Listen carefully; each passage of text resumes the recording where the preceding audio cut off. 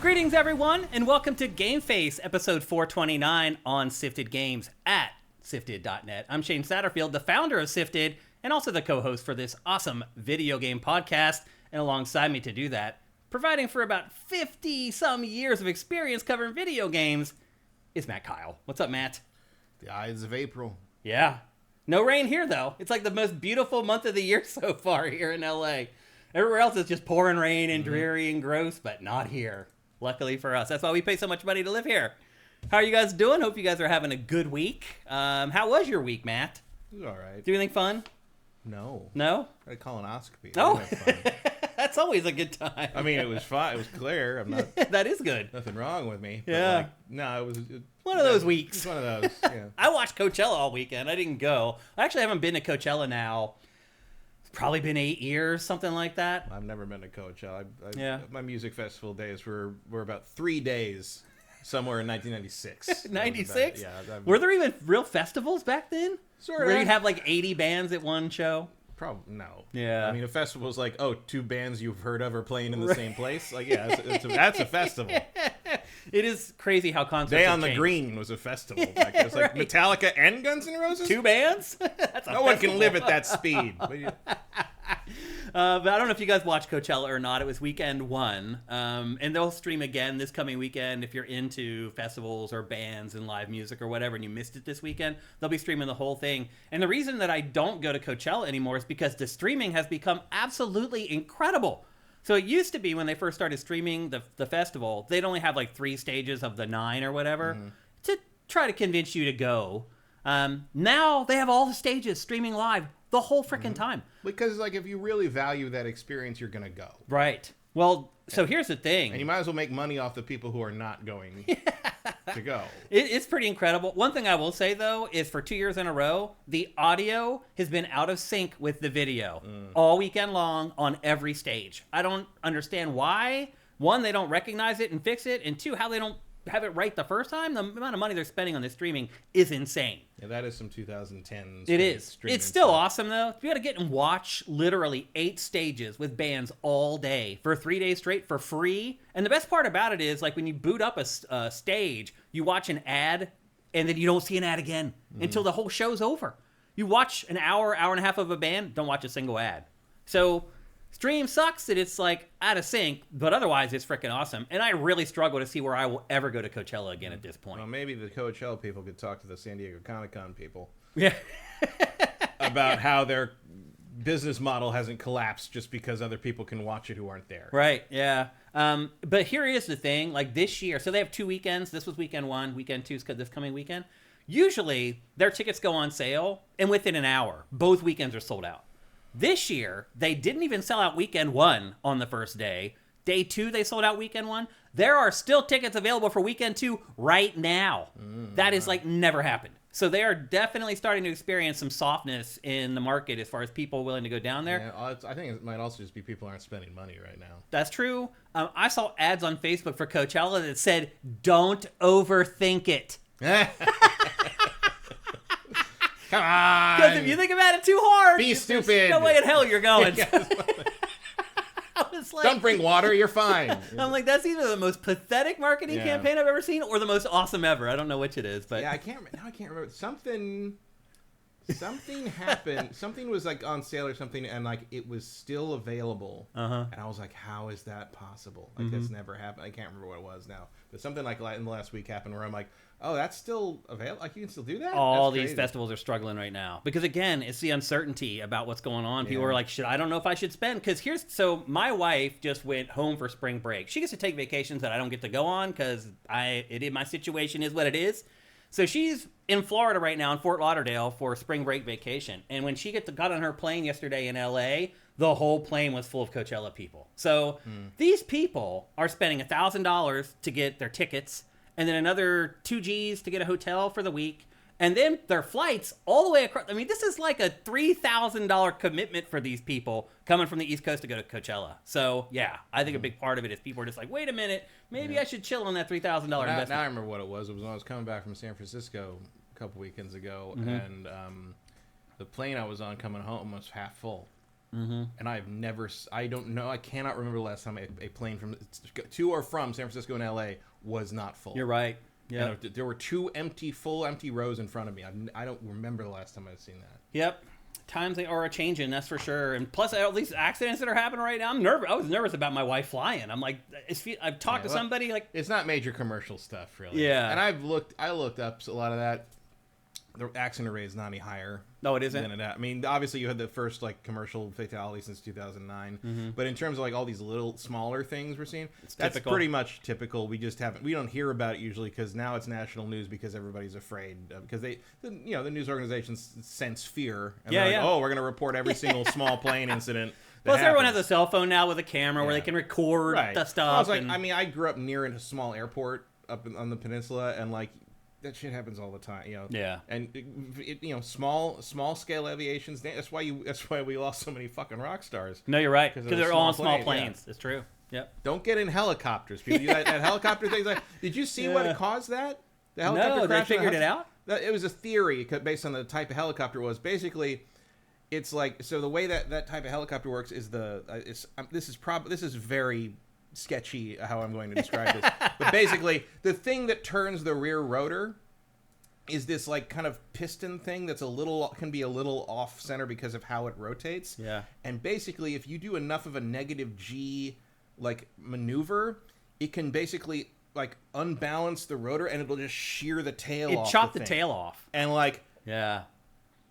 Don't get into a vehicle where a minor accidental like maneuver can kill everyone on board. Like it's like, yes, I mean, technically that's true if you veer over the center line in a car, but like it's a lot easier to accidentally do a negative G pushover kind of thing in a helicopter if you sort of, oh no, I want to recorrect, and like all of a sudden you've torn the tail off your helicopter and you're going done into the river. Yeah, it's horrible. Helicopters, I mean, we all know that. Like, don't get in a helicopter. I've flown in a few. They definitely don't feel safe when you're flying. No, don't be in a helicopter if you don't have to.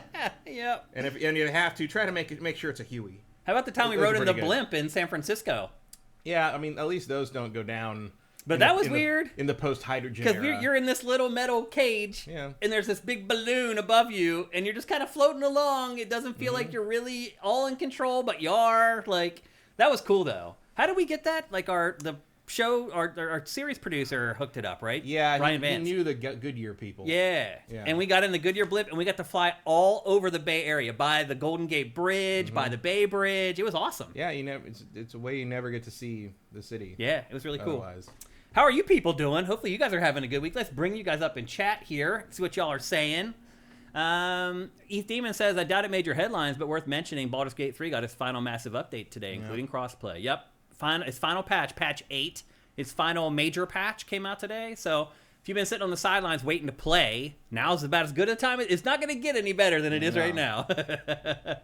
Retro Modern Gamer says that helicopter blade flew off and then fell to the ground. There's footage of it, but it's kind of disturbing. You can see, so it flies behind the building, and as soon as it comes out from behind the building, you see the rotor swing around and chop the tail off of the helicopter, and that's it. Like, you can't fly without the tail. It just goes straight down. So, just horrible, really.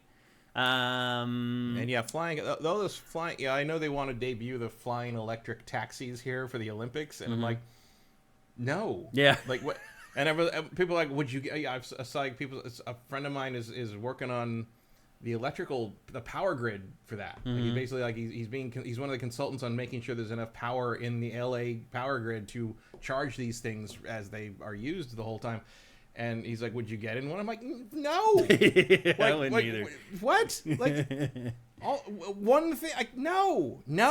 And I'm just going to sit here and hope that they don't crash into my house. Like, what are you fucking talking about? Like no. Maybe after 5 years of flawless operation. Like, right. If then. But I've seen, like, the videos of them being tested. And, they brought a bunch of streamers over to shoot them and take them up in them. And I'm just like, I mean, yeah, it's cool, but, like, no, I'm good. Like, I'll find other ways. It does remind me of. Do you remember when we first got to LA and Mark Fahey constantly talked about having the Zeppelin? Yeah. And like the little personal. He's one of the producers on X-Play. He hated commuting to the office so much that he wanted to have like these little personal zeppelins that he called ziplins, and you just fly over and park on the roof and come down. And I'm like, I love the idea, but I don't think anyone in this city needs to have a Z-axis. No, that would be a bad idea. Traffic's bad enough on the highways here. Andy T. Monahan, thank you for Twitch Prime. That's awesome. Retro Modern Gamer says, live rock concert streams that I watch have 4K streams nowadays. Coachella is only 1080p, but again, they have 9 live streams going at a time, but they are just 1080p with multiple Coachella's production is ridiculous. So the Misfits played, which is very weird. They do not fit at Coachella. I don't know what Coachella was thinking this year. The Misfits were there, and the Circle Jerks were there. These crazy old punk bands from the 80s. At least we got a picture of Bernie Sanders in front of the Misfits logo. That was incredible. In front of the Misfits tower of amps with the crimson skull on them. It's one of the best photos ever. Literally ever. But anyway, the Misfits played, and their cameramen were in the pit. They were in the pit for that live stream as they were getting tossed around and going around the circle. Again, it's all happening again this coming weekend. If you missed it this weekend, give it a watch. I also say the best performance of the entire weekend was Basement Jaxx. So if you can remember that, make sure you watch them when they play. To me, the best performance of the entire weekend they're absolutely incredible. But yeah, they weren't in 4K. They're 1080p. Everything else is literally top shelf production. Amazing stuff. One Super Master Gamer, thank you for Twitch Prime. What else we got in here? I think that's it. Yep. Getting towards the end of the month, so a lot of you guys have already given us your Twitch Prime. Fruit Eater, thank you for Twitch Prime as well. Mitchell says, what act was your favorite? Yeah, it was Basement Jaxx for sure. I am a hardcore Misfits fan, by the way. Like I have been since the 80s, since I was a little skate punk. And they were horrible at first. I don't know if their sound was off, but their first 3 songs were terrible. And then they were good for the last whatever. But they showed up, started playing a half hour late. I thought they were going to just like not show up because the singer is like a douchebag. Hate to say it, but Glenn Danzig is kind of a douchebag. I thought he just bailed and wasn't going to play. They came out a half hour late and then didn't play their whole time. So I guess they were a little punk rock. I don't know. But anyway, I liked Misfits, but my favorite was Basement Jaxx for sure. And I tried to watch Circle Jerks. I couldn't get into it. I never liked them back in the 80s, really. They weren't one of my favorites. Although I am wearing my Dag Nasty shirt today, one of my favorite punk bands from the 80s and 90s. Next to Trois, dropping all those tier 1 subs. Thank you. That's awesome. Contano, thank you for Twitch Prime. What else we got here? Is that it? Toon Medic, where can we catch the streams? It's on YouTube. Just go to the Coachella YouTube channel. And once it starts on Friday around 2 or 3 in the afternoon, and then it just goes all weekend long. They start at like 2 p.m. and go until like 2 a.m. all day. 9 stages, all those streams. It's crazy. Like I really look at like their production and I'm like, man, like that is a big, big job. So I try to cut them a little slack with the lack of sync with the audio and the video, but that's kind of unforgivable for out in the middle of nowhere. They are, where there's like no anything. So it is a challenging environment for production for sure. Okay, I think that's it. We're just about ready to get into the show today. Quick tease before we get going. It's like, oh, they're only 1080p. Well, what kind of infrastructure they work with? Whatever they brought with them. That's it. Really. There's nothing there. Yeah. It's literally just a grass field that's a mile long where people usually play polo. So they have to bring in all the power, all the lights, everything. It's really insane what they do. Of punk. It is kind of. Yeah. Touche. Before we get going here, I just want to remind everybody that we are 100% supported at patreon.com/SIFTD. That's SIFTD. For just $4 a month, you get all our content early. You get this show 4 days early. You get Packed or Factor a week early. All the rest of our content at least 3 days early. That's a big buffer compared to most gaming Patreons. We definitely hook up our patrons. Maybe more than we should. I will admit, maybe we need to start tightening up those periods a little bit. You guys have had it too easy for too long. So anyway, go to patreon.com/SIFTD. Help us out there if you can. If you don't have money to help us out and you are an Amazon Prime subscriber, if you're watching it on YouTube, go down below right now. There's just instructions on how to help us out with Twitch Prime. If you are an Amazon Prime subscriber, you can give us a free $2.50 every month. 2 clicks for $2. Once you've connected your accounts, that would be awesome. And if you can't do any of that, help us out by just liking the show, commenting on the show, sharing the show. That would be great on your social media accounts. If you could be like, everybody should check out this podcast. That would be awesome. There's so many ways to help us, even if you don't have a penny, and we appreciate all of it. You guys are all awesome, and we appreciate you all very much. Maybe that's a show idea. Punk rockers forced to play polo. I mean, You call it punko. We're kind of getting to the point, Matt, where you kind of have to do something that crazy to do something new. I mean, we're really getting there. Like, it's all the ideas have kind of happened at this point. And either it has to be an established IP everybody's heard of, or somebody in a boardroom has heard of. Yeah. Or it has to be like something that you're going to hear the concept of and be like, what? That can't be real, and tune into it. Yeah. And then be like, oh, it's terrible. That's true. Like, a lot of the concepts don't end up working out like you might hope they would. So, it is what it is. All right, let's get on with GameFace, episode 429. Somebody just in the chat dropped a nice precursor. Shane's Anarchist came out. I've kind of been an anarchist all along. I think most punks are. Somebody mentioned Marathon, and that's what we're going to talk about first. It is Bungie's first new game in how long at this point? I don't know. When was Destiny 2? I mean, 2018? No, way older than that. It was like 2014, wasn't it? I think that was Destiny 1. Was it? Destiny 1 came out after G4 ended. Yeah, you're right. So yeah, it probably was around like 2017 or something. Because 2 was pretty fast. So I guess my first inclination, 2018, may have been right, actually. But it's Bungie's first game in a long damn time. It is... I guess people might expect... Chat will probably tell us, but it's paused. Oh. Yeah, it wasn't actually. It was. You just had to scroll down again to get the button off of it. Oh. Sometimes even if you scroll all the way down, it still shows that little chat is paused thing, and it won't update. Gotcha. Okay. You got to get the chat is paused thing off the screen. Yeah. It's a quirk of Twitch chat. Swan Senpai says, technically expansions count. It's not like they weren't doing anything. I hear you. You're right. Yeah. I mean, they made another couple of games worth of content for Destiny 2, obviously. They really did. I mean, they basically made Destiny 3. They made Destiny 4. Right. Like, really, as far as content is concerned, they really did, without changing the name of Destiny.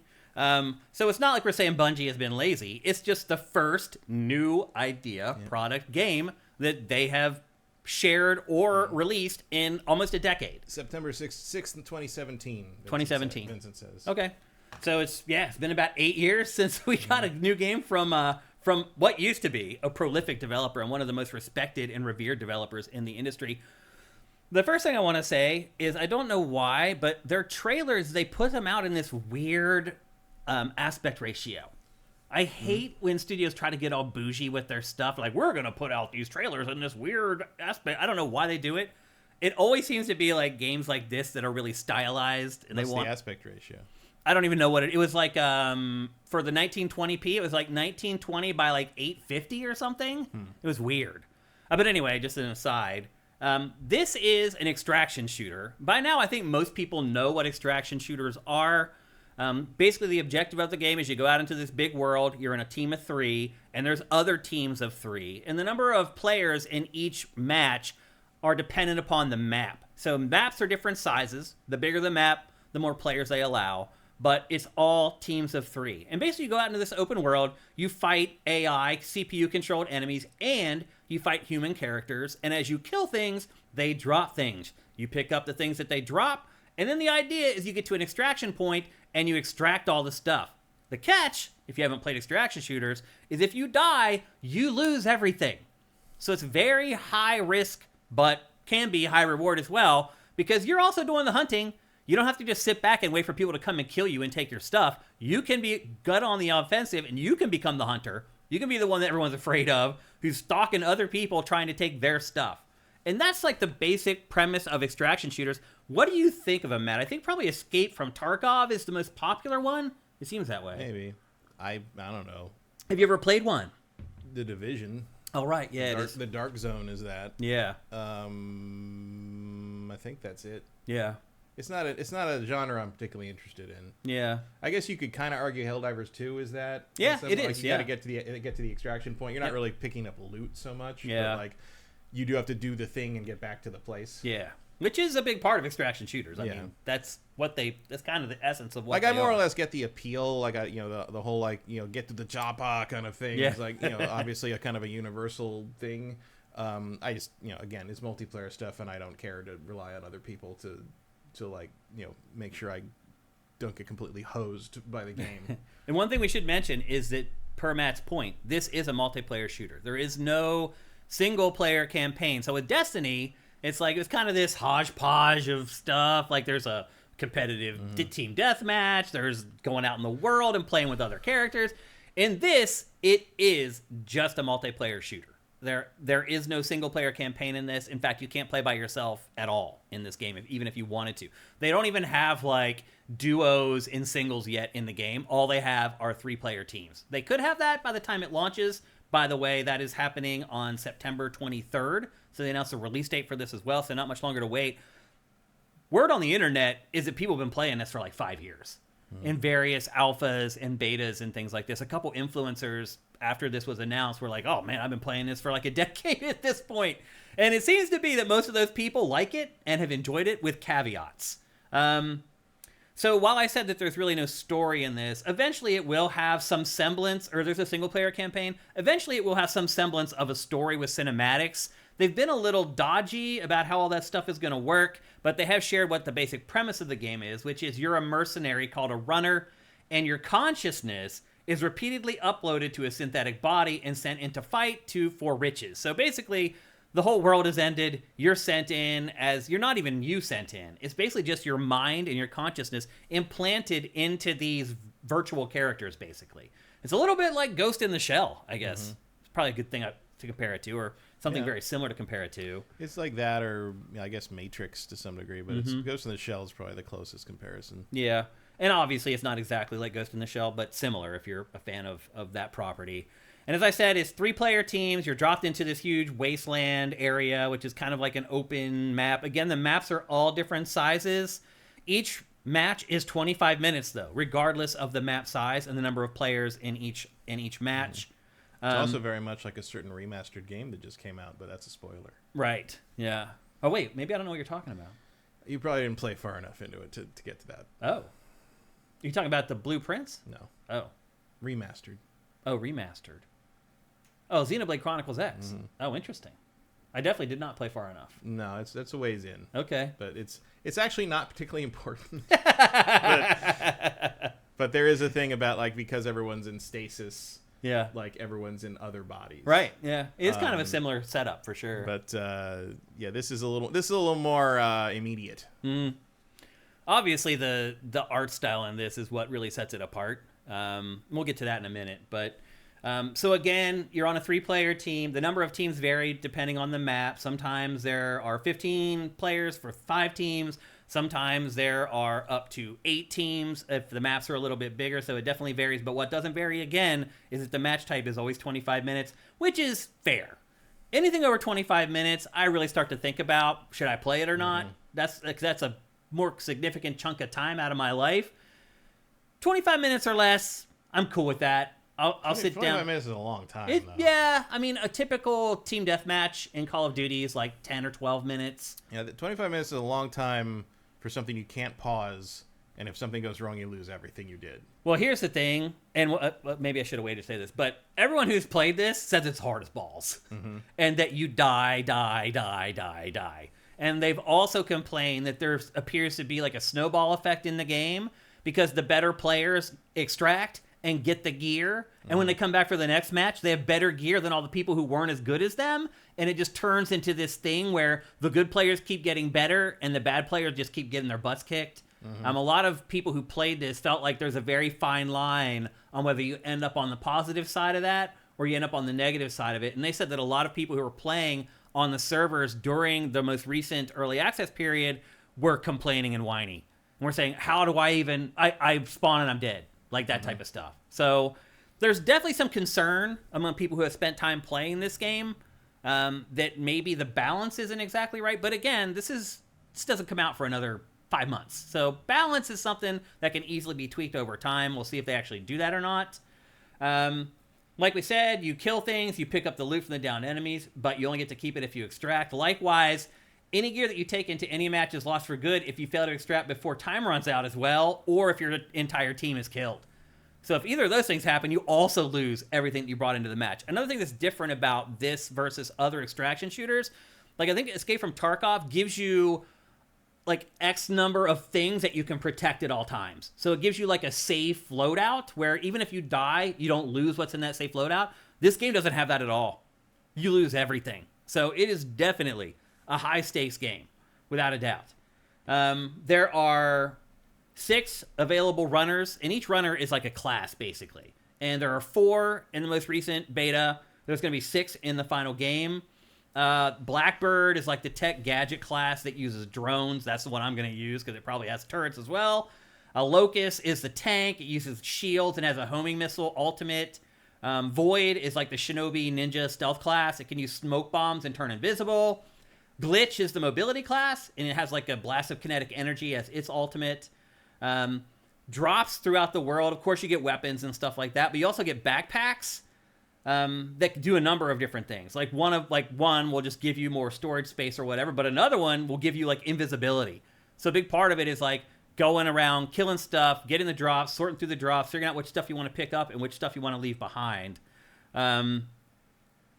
Also, as you play, you build your arsenal from your extraction. So you know, conceivably, you're not using all your weapons every time you enter. So hopefully you eventually build up enough of an arsenal that even if you do have a tough run, you still have enough left over that you have enough weapons and armor and other stuff for that second run. Eventually, there are perk trees that you can unlock. There's ongoing quests that you can fiddle with between rounds. So after each round, you go back to the home base. That's where you mess with the perk trees. And there's all these little, like, missions that you can accomplish, like kill 5 runners, kill 20 runners, kill 100 runners. All that stuff gives you points that go to a perk tree that you can use to permanently upgrade your character. Another reason why they say that maybe the rich get richer and the poor get poorer in this game. As you play, you do unlock story bits, and you improve your reputation with 3 different groups that you're trying to impress. And this is what gives you the perks. Like you can get a perk where the vendors sell you stuff at a much cheaper rate and things like that. As far as health is concerned, there's no rebounding health meter. You use consumable health items, and you can revive teammates, which is nice, particularly considering that you lose everything when you die if somebody doesn't revive you. There are 3 maps in the beta. There's going to be 4 at launch, and the way Bungie's talking about it, it's saying that like they're going to put out a new map like once per year. Mm-hmm.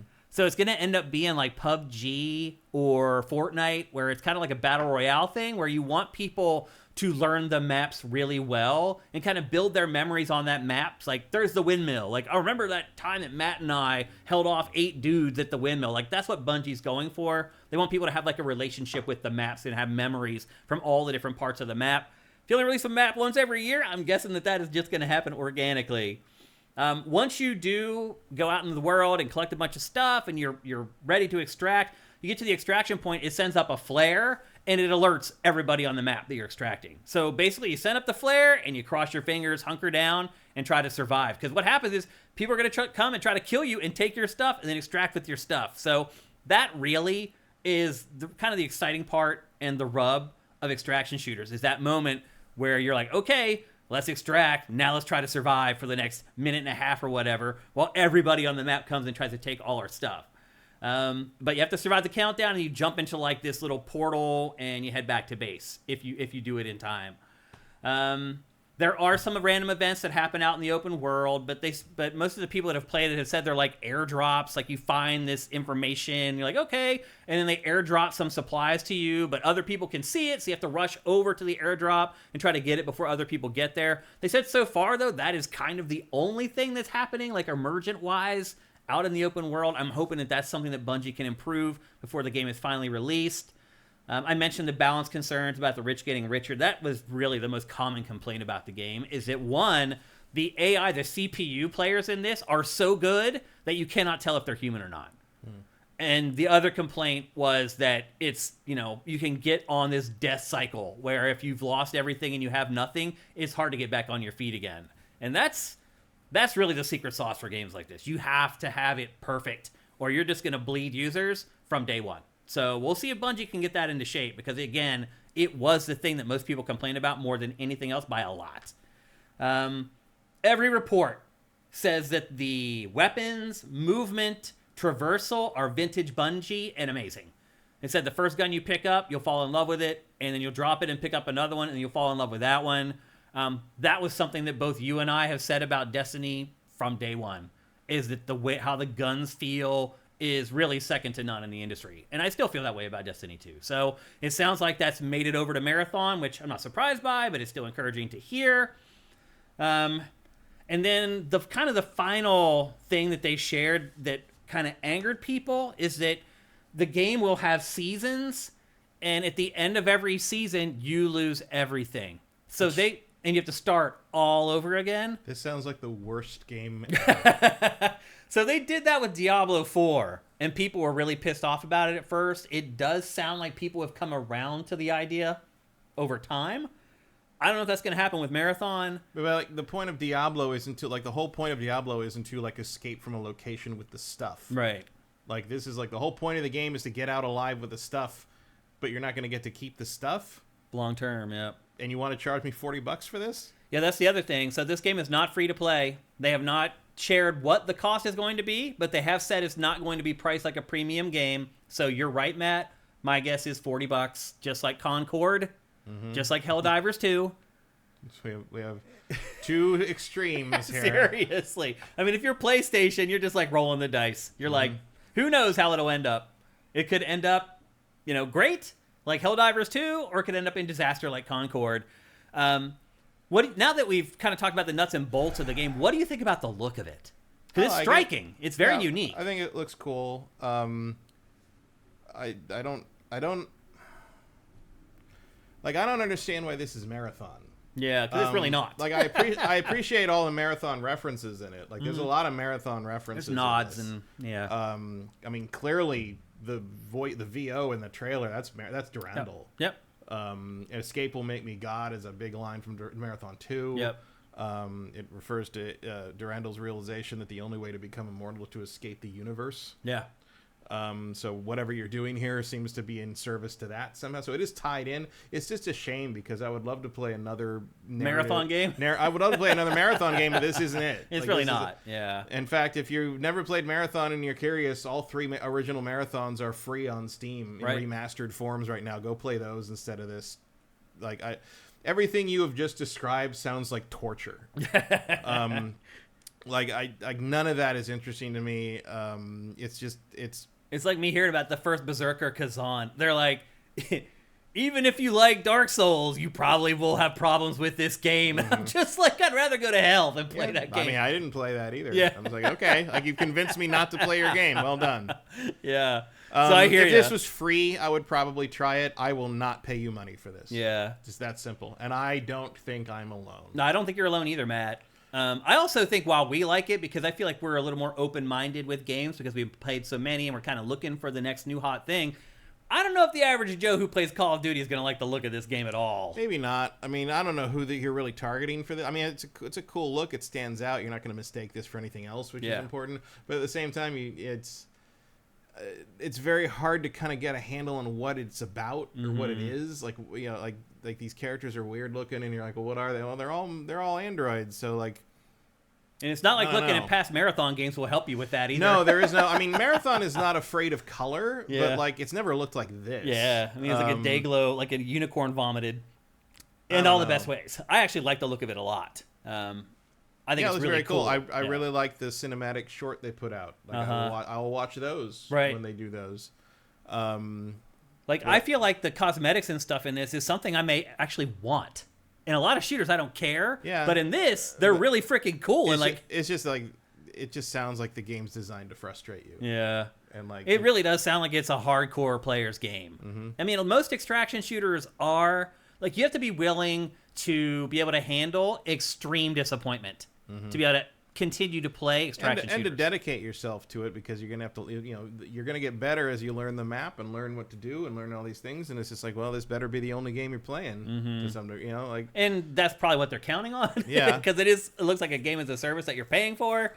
I think the biggest mistake though is trying to charge for it. I mean, I think this has disaster written all over it. It kind of does. You're charging for it and it comes out the same day as Borderlands 4. Yeah. Which looks kind of similar. Yeah, except it has a single-player campaign. Borderlands 4 wants you to have fun, right? Yeah. And is a very known quantity. Yeah. I'm not saying Borderlands 4 is also going to be a massive hit or anything, but like, it feels like this is an uphill fight. Well, it will take some sales away from this game, without a doubt.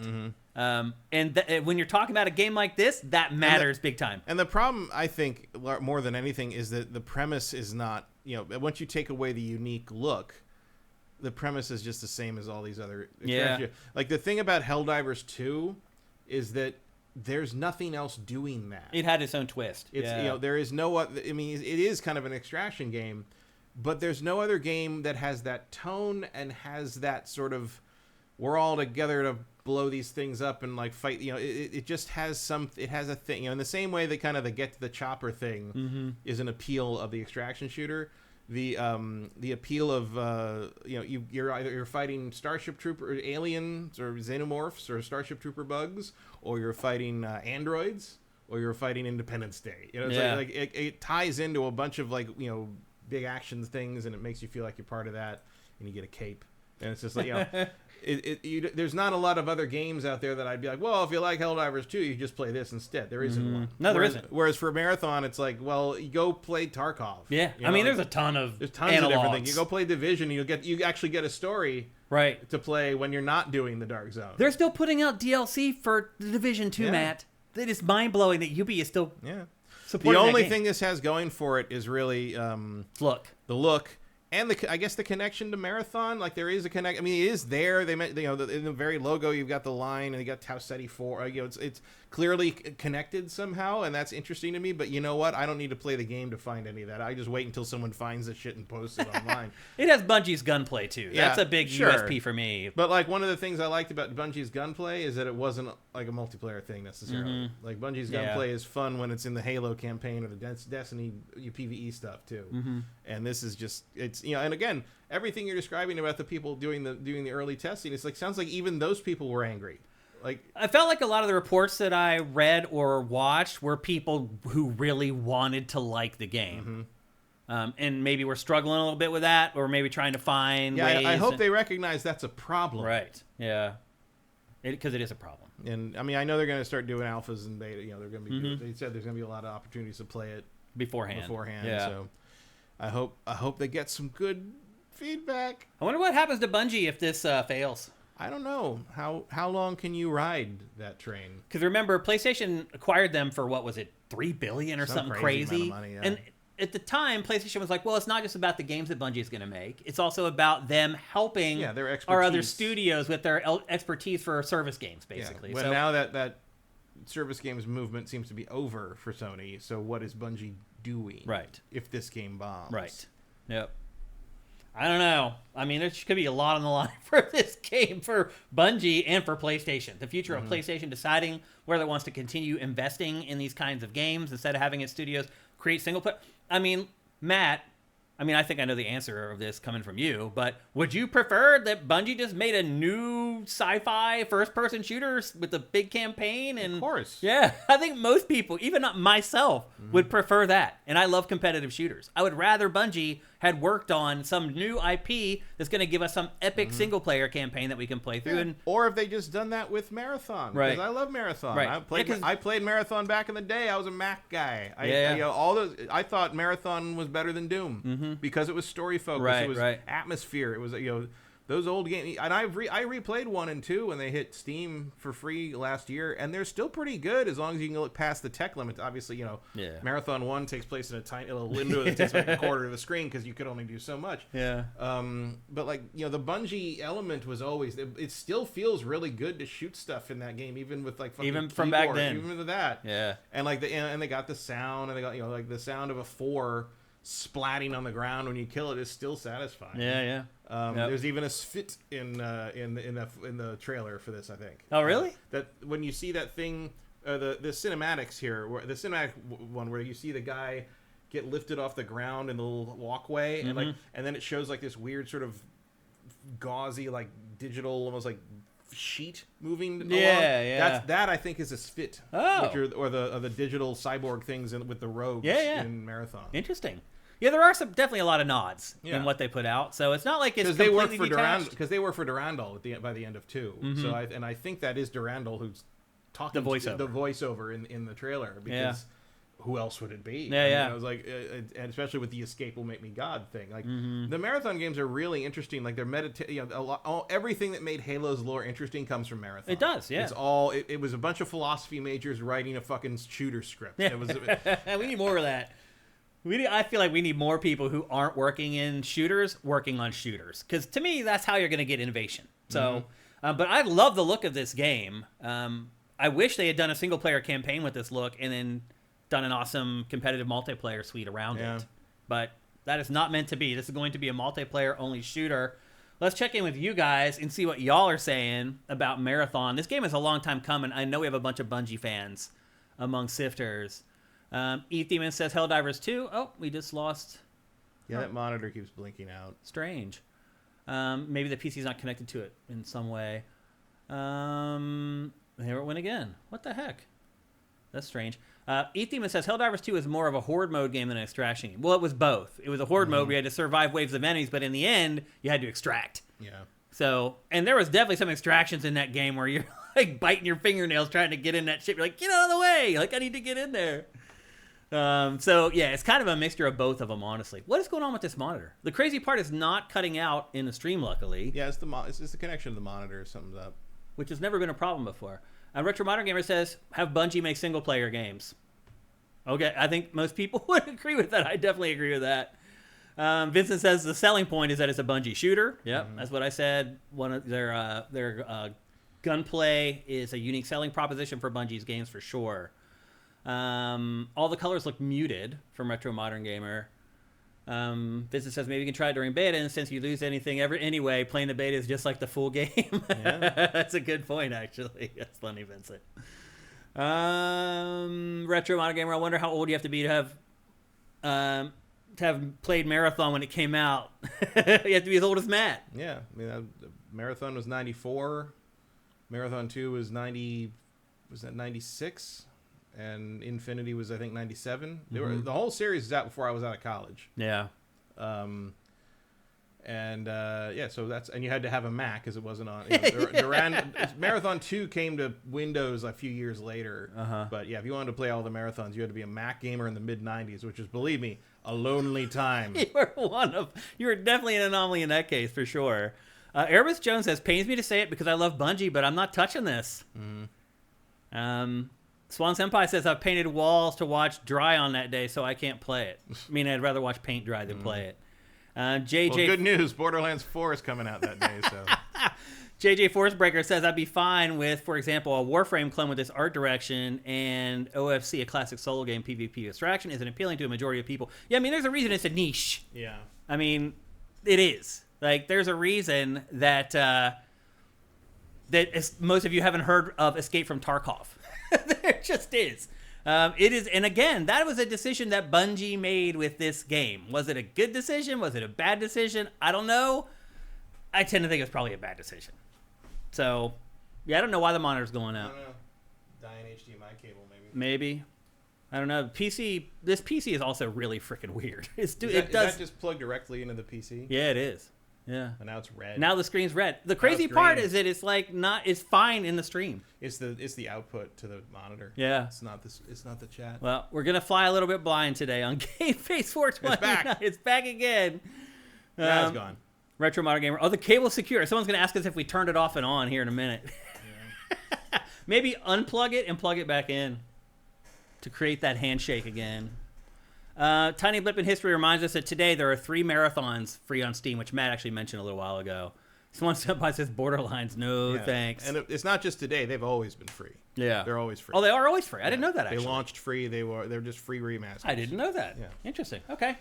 Well, it looks like you guys have shared your opinions on Marathon. I think I fixed it. It was pretty askew. It was about to be pulled out. HDMI cable, it was pretty askew in the PC. Okay. Hopefully that fixes it. But I think just kind of your lack of response shows that people just aren't all that interested in this. No. I mean, they blew it out, man. Like, they had, like, that 9-minute CG piece. They had a gameplay trailer, which is like a polished, like, gameplay. And then they had a gameplay overview trailer that was, like, 5 minutes long and explained how the game played. Like, I'll say this, Bungie blew it out right. But at the end of the day, it doesn't feel like it resonated with a lot of people. No. So, we'll see. Again, it comes out on September 23rd. I should also remind you that this is a multi-platform game. Even though Bungie is owned by PlayStation, it is coming to PC, PS5, and Xbox Series on day one. So it's not going to be some staggered thing where it comes to PS5 first, and then 6 months later it comes out for PC, and then 6 months after that it comes to Xbox. day one, all 3 of those platforms. And PlayStation, you got to do that with a game as a service. It has to be available to as wide a market as possible. So that's one thing that PlayStation has slowly figured out over the last few years here with its games as a service. So that's Marathon, probably going to be $40, coming September 23rd. And to Matt's point, probably going to have plenty of opportunities to play it before it comes out in September. So I think by the time September gets here, we'll all have a really good idea on whether or not we want to buy and play Marathon. So we'll see, but that's the first taste of the game. And we're about, get back to my rundown here. We're about to talk about what a lot of people are calling a Game of the Year candidate. But before we do that, here is a word from our sponsor, LS Cream. LS Cream is a fine cream liqueur created by fellow gamer and sifter Stevens Charles. It's inspired by an ancestral recipe from Haiti called Crémasse, and a double gold winner for its original taste at the New York Wine and Spirit International Competition.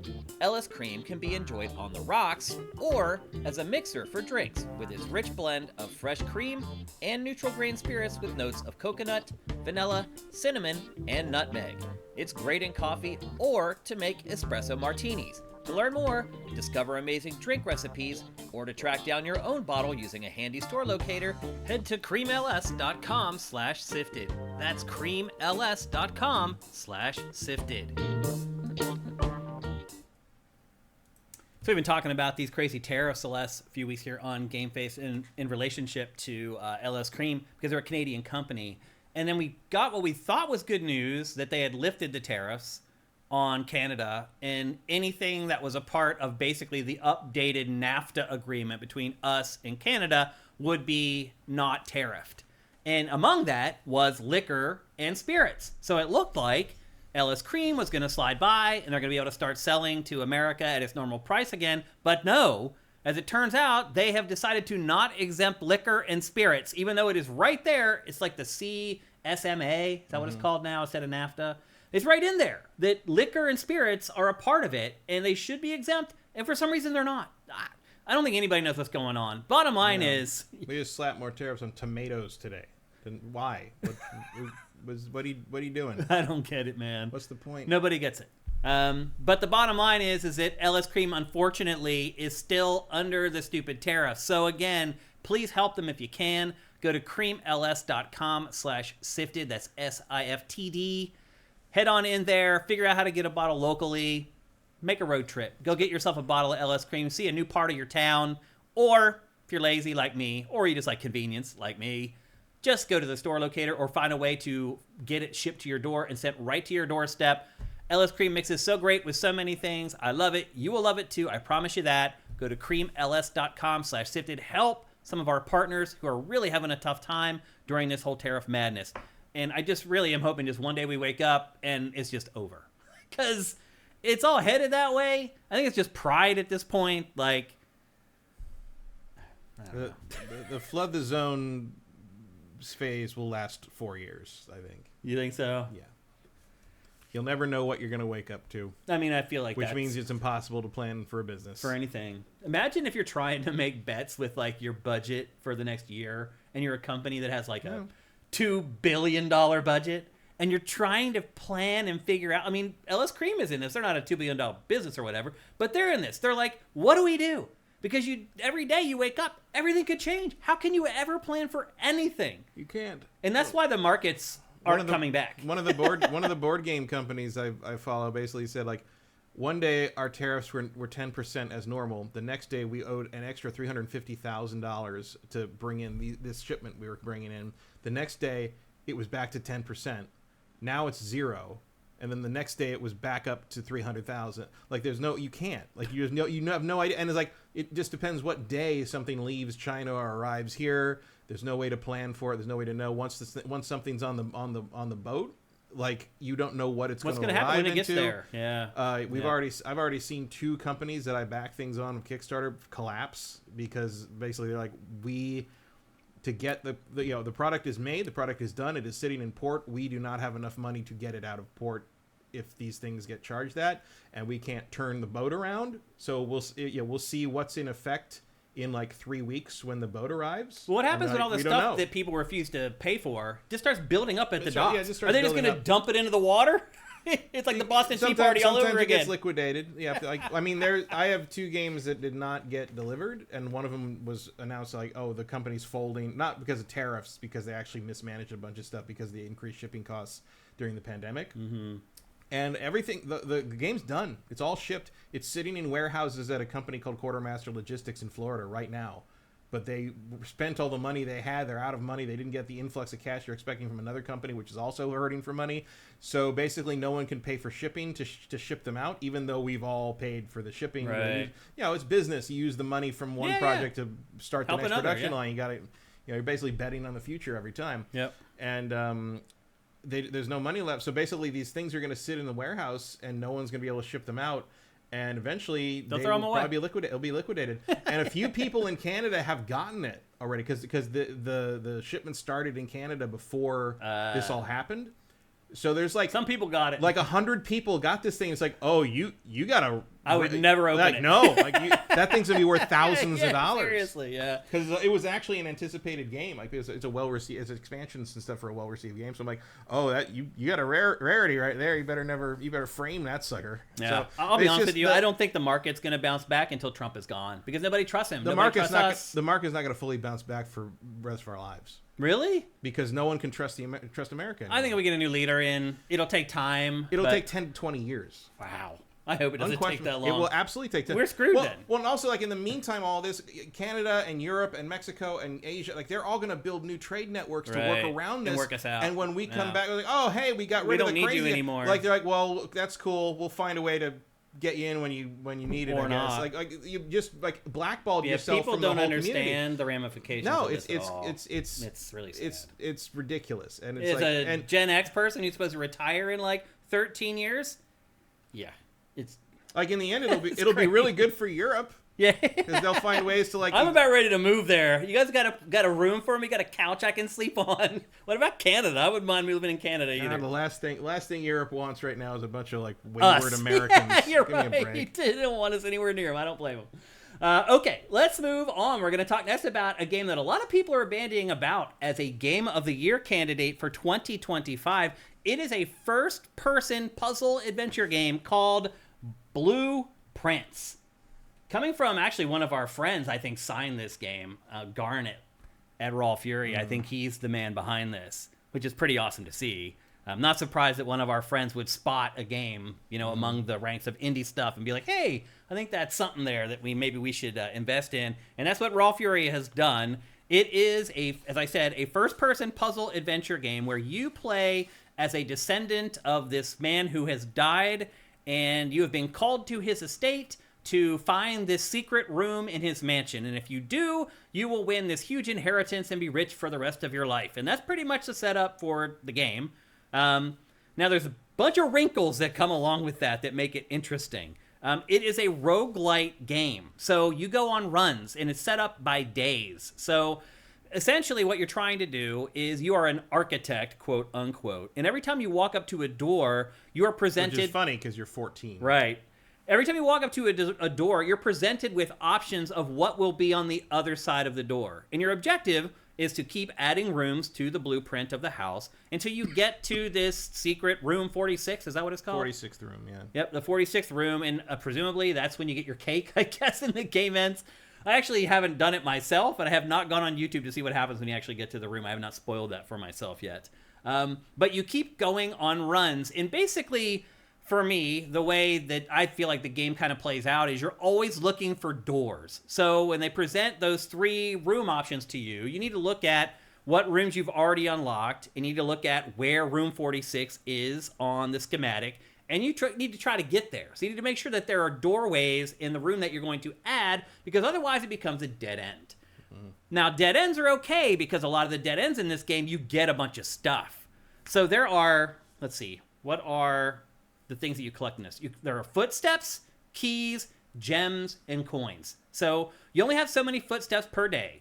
But here's the thing. Every room that you go into, or pretty much every room, will either add or subtract from those 4 things. It could add footsteps. It could take footsteps away because you just took steps to get in there. You could find a key in the room. You could find a gem in the room. You can find coins in the room. And all of those things later on are used to do stuff. So some rooms you can't just choose unless you have a gem. You have to buy the room with a gem. If you don't have any gems, you can't choose that room from the 3 options that you have.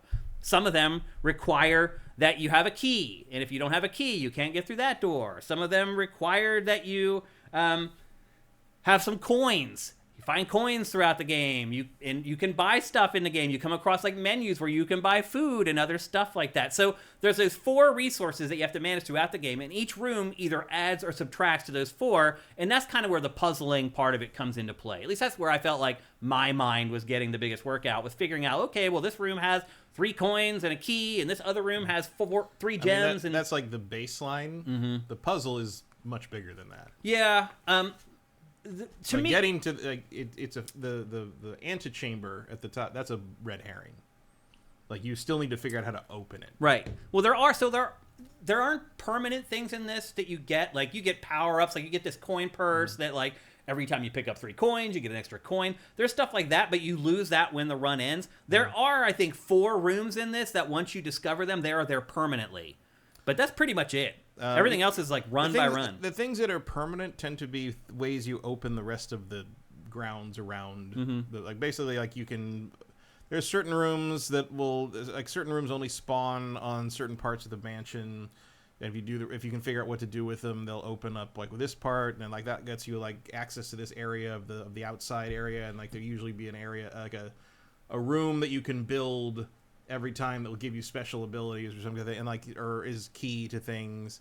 Like the outer rooms, like, there's a bunch of cool ways you build an outer room first, and it'll give you an advantage inside the mansion. But also there's a room that can spawn for the building in the outer rooms that you need to progress the story, which is what you need to get the things you need to get into the 46th room, and the 46th room gives you a thing that you then need, because the 46th room is basically, oh, you thought it was over, but no, there's a whole bunch of other stuff to do. It's kind of like The Witness in that regard. It's like you keep doing this stuff, and it's like, oh, that opened up a whole section, and you thought this whole thing you've been trying to get into the whole time is actually the beginning of a whole new odyssey. There's a lot of that happening. Yep. For me personally, what I found is that I felt like a lot of your progress in this game is based on luck. Yes. Not as much as I thought at first. As I played it more, I realized that the way you look at the puzzles had more impact than I thought. But ultimately, somewhat, either you get that doorway, you get the room with the doorway that you need, or you don't. This game is a neat trick. Yeah. It's not my thing. Yeah, me either. It's way too RNG driven. Like, there was a period where I knew exactly what I needed. I figured out, okay, I need to have this room and to do this in it. And it took me 14 days to get that room to spawn. Yeah. And I knew what I had to do it. It just wouldn't fucking give you the room. Up. And I would go through and I'd make the rooms that I knew would give me re-rolls, and I'd make the rooms that I knew would, like, I'd put the drawing room in there because you can re-roll, like, when you blueprint out of the drawing rooms, like you did, and, like, or the drafting room, and, like, everything I did, and it just would not come up. And by the time it finally came up, I was so irritated with it that I just, like, finished the day and, like, quit.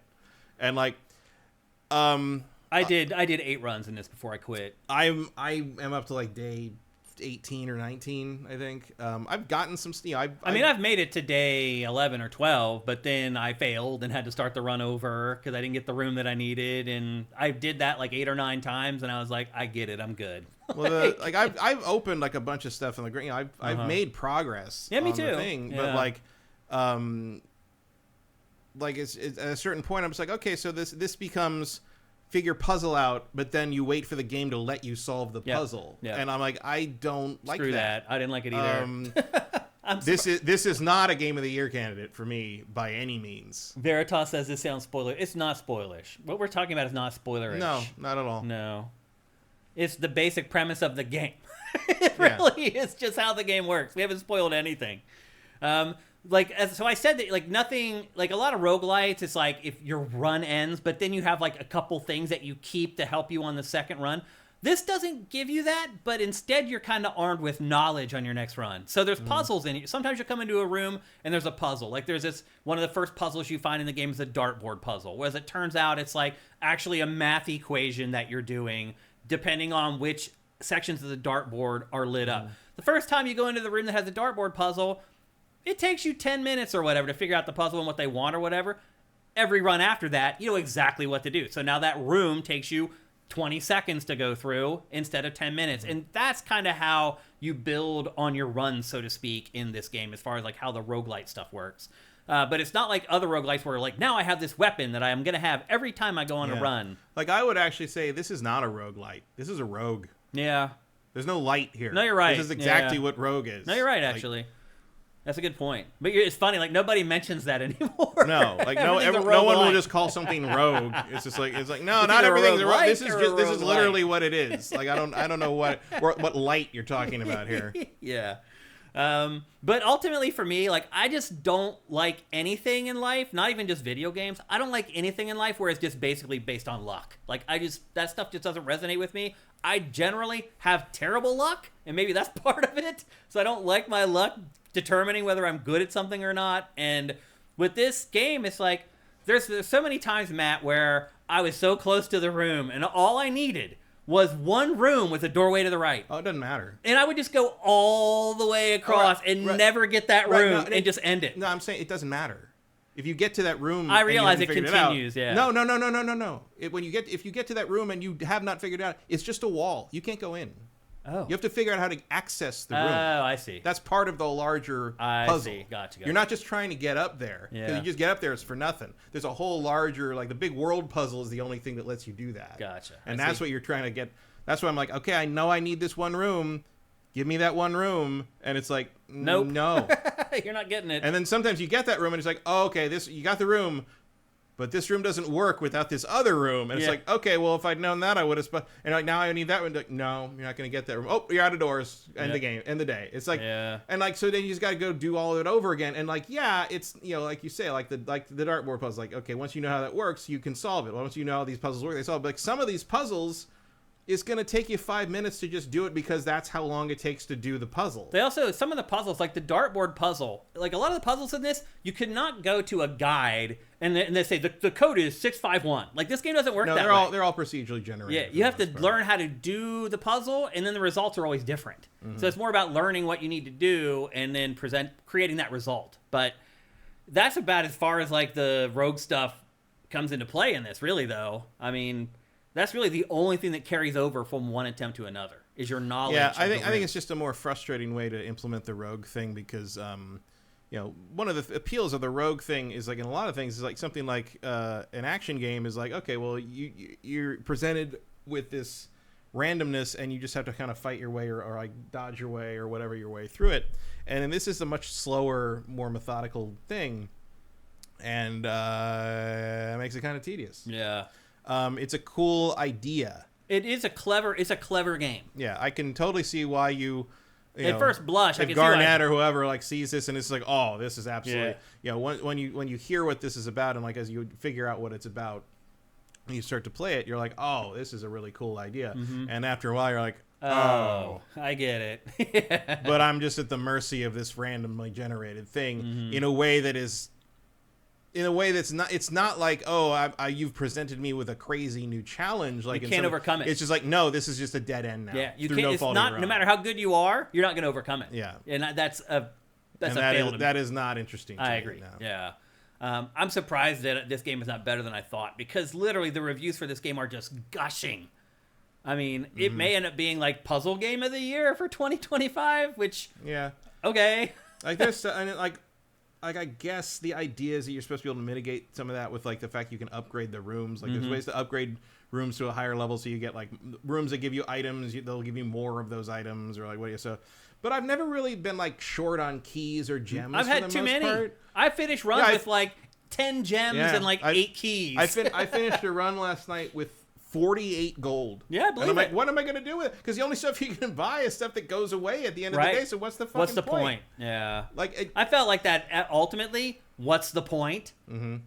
That's kind of my overarching opinion of this game after having played it for a couple days. Well, yeah, even with like, you know, the concept of the game, how it works is very cool, but even like the premise is really boring. Like like the idea, you have to solve a weird puzzle to get your inheritance from a distant relative. It's like, that's like every whodunit in the history of it's like, I don't know, man. Like, the highlight of this game is discovering a new room. Yeah. I mean, that's when you get the biggest charge from this game. Is like, oh, I haven't seen this room before. But it's sometimes like I would discover a new room and then I realize, I have to get another room to do that. Or like, there's a puzzle in this room. I solved the puzzle. What did it do? I don't know. Nothing. And then like, poke the thing. It's like, I don't know what that does. It didn't do anything. And then like later you realize that another room you later create, it needs that room to operate. But you've already messed with the puzzle in there and it won't let you undo what you did. So you can't power that room or activate that room or open that room or whatever the thing does. You can't do that until you do another run and solve that puzzle all over again. And I'm like, I was one room away. Like, I'm sorry, but my reaction to that is fuck you. Yeah, me too. Like, I was one room away from the antechamber, and the room that I spawned, it looked like it had 2 doors, but the one door, after when it actually materialized the room, was locked. It looked like it wasn't locked, but when you get into the room, there's like a keypad there, and it's like you need to power the keypad. Well, I had like earlier on in that day, I had went to the breaker box and turned everything on, and then I get later on to that room, and it's like, oops, you didn't turn the power on. It's like, but I did. I was in the breaker box. I turned everything on there, and I'm like, apparently there's some other way I need to turn the power on for that. And I was just like, F you. Like, F this game, F that. Like, I don't know. Again, when I first played it, the first hour or so, I was like, this is very clever. Like, I can see where people are coming from. The more I played it, the more it started to fall apart. So, this game is like $30, I think. Yeah, $27. It's on Game Pass, though. And it's on Game Pass, yeah, which is important. And so that's how I recommend everybody play it. Get Game Pass. Again, there's so many great games on Game Pass right now. We're about to talk about South of Midnight, Mass Impressions of South of Midnight. That's on Game Pass right now. There are so many good games on Game Pass right now. So plunk down your $11 for PC Game Pass or your $20 for console Game Pass and just get it for a month. And at the end of the month, when you've played everything else, give this a go for a couple hours. And I think that's really all you need. I never felt like the more I played it, the more the onion opened up. I think it does, but it's just like you're at the mercy of the random number god to a degree that it doesn't feel very satisfying. Yeah, I agree. Even when I accomplished something, I'm like, I got lucky. That room that I needed with the door showed up, finally. It never felt like it was anything that I did to accomplish that. It's just like the number came up this time. It didn't come up last time. Like, to me, that's not rewarding in the least. So, yeah, I didn't know how you were going to feel about this game, honestly. I wondered if you, because so many people like it and think it's like the bee's knees. I was like, maybe Matt will feel that way too. The whole time I've been playing it, I've been like, man, am I missing something here? Like, I was like, I don't get it why people like this game so much. So yeah, based upon the reviews and the hype around this game, I ended up being pretty disappointed in it. But this to me is an excellent example of what I mean when I say that innovation is not as important as execution. Yeah. I mean, I agree with you with stuff like this, obviously. Like, I've never boosted a game just because it's innovative or new. I mean, they have to execute on it. And you're right. That fails here. Great elevator pitch for this game, though. Like, I could totally see why Garnet signed it. Like, you talked to the developer who works on this for an hour, you're like, damn right, I'm signing that right now. I get it. And it's worked out for him because people are calling it Game of the Year material and blah, blah. I'm sure it's going to sell way better than they ever thought. It's on Game Pass. This is a great game for Game Pass. Millions of people are going to play it on Game Pass because of all the hype that it's getting. So things have worked out well for our friend and for Raw Fury. But, when he calls me and asks me about this game, I'm going to tell him that I didn't like it. And he'll say, I respect your opinion. Because Garnet's a good dude. But anyway, this is Blueprints. Do you have anything else you want to mention about it before we move on? I don't think so. Yeah. There's not much here, really. Yep. Let's head to chat and see if people are talking about it. It's on Game Pass, so a lot of you may have been playing it. Vincent says you also didn't like Animal Well as much as a Consensus, and a lot of praise is similar. Yeah. Yeah, I do not understand what's so great about it. I don't either. At all. Swan Senpai says, do you think all the hype ruined it for you? No, not at all. No. Hype does nothing to me. Like, other than after I played something, I'm like, wow, the hype was off from how I received the game. But I don't go into a game saying, oh, people really like this, or oh, people really hate this. I'm probably going to hate this, or I'm probably going to like it. If you do this for a long time, you just go in and just play it. Like, you don't have these preconceived notions of. I really didn't know what it was until I started it. Mm-hmm. And I was like, okay. I was vaguely. Cool. I mean, I'm like, it's a first-person puzzle adventure. That's all I knew, basically. Stolte69, thank you for Twitch Prime. JM Rain, 99, thank you for Twitch Prime. JM Rain says, I'm actually loving Blueprints. I'm getting red letters, and the inheritance seems like a smaller part of a larger plot. I think there is more to it than what is being mentioned. There is, for sure. I don't know how far you are, but there is, for sure. It just was too random for me. Congrim1 says it's also on PlayStation Plus Extra. So if you spend the extra money for the higher tiers of PlayStation Plus, you can play it there as well. Just because you are unique does not mean you are useful. It's true. Fugazi2049, thank you for Twitch Prime. I'm a big Fugazi fan. I don't know if you know that or not. I don't know if you are either. You may just like the word. Nightwing 3060, the Elden Ring of puzzle games. I don't know if I go that far. The Abrams says the Outer Wilds is more compelling. I see people compare it to it a lot. Is he talking about this game? Yeah. That's an interesting comparison because the Outer Wilds is not random. Right. The Outer Wilds is a giant puzzle box, which is a far more interesting thing than this. I appreciate the pun in the title, I guess. Mm-hmm. Like I really didn't know what it was about until I played it. I'm like, oh, Blueprints. I get it. That's a reach. But okay, I'll allow it. Yeah, I mean, it's Blueprints, and then he's the prince, right? Because the grandpa is summoned him. He's the heir to the thing, which is kind of being like a prince. I don't know why he's blue. I guess he's sad that he's got to do this bullshit. Like, I don't know. Maybe. And it's like the weird thing is like he's not allowed to sleep in the house. So he has a tent outside that he camps in because the house has to reset every night. It's very funny. Outer Wilds, Vincent says, Outer Wilds is a game where your progression is knowledge, just like this game. Yeah, I'd agree with that. Sorta, but at least I don't have to wait for Outer Wilds to agree with me that a planet exists. Right. That's a good point. And then Dazzles369 says he's having stream issues. Anyone else having stream issues? We can't tell, obviously, because we're not watching our stream. There's only one prince, and he wore purple, damn it. right on, Barry Gooster. I'm going to give you a round of applause for that one. There is only one prince, for sure. And he also, I think, will, until the end of time, have the best Super Bowl halftime show. I don't know how you ever beat playing Purple Rain and it starts raining. Mm-hmm. I just don't know how that ever happens. So Prince is pretty much a god.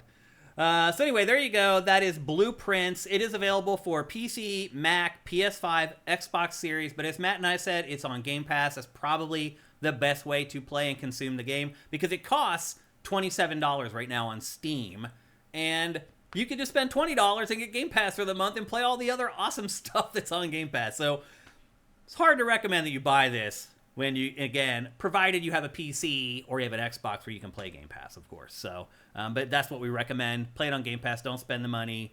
Would you say someone can't play Game Pass? I don't have a PC. Would you recommend somebody buy this for $27 on PS5 or Mac? Only if they hear the concept and are just like, oh, that's exactly what I like. Yeah, I'd agree with that. So, hard sell, but great on Game Pass, I guess is the best way we could put it for Blueprints.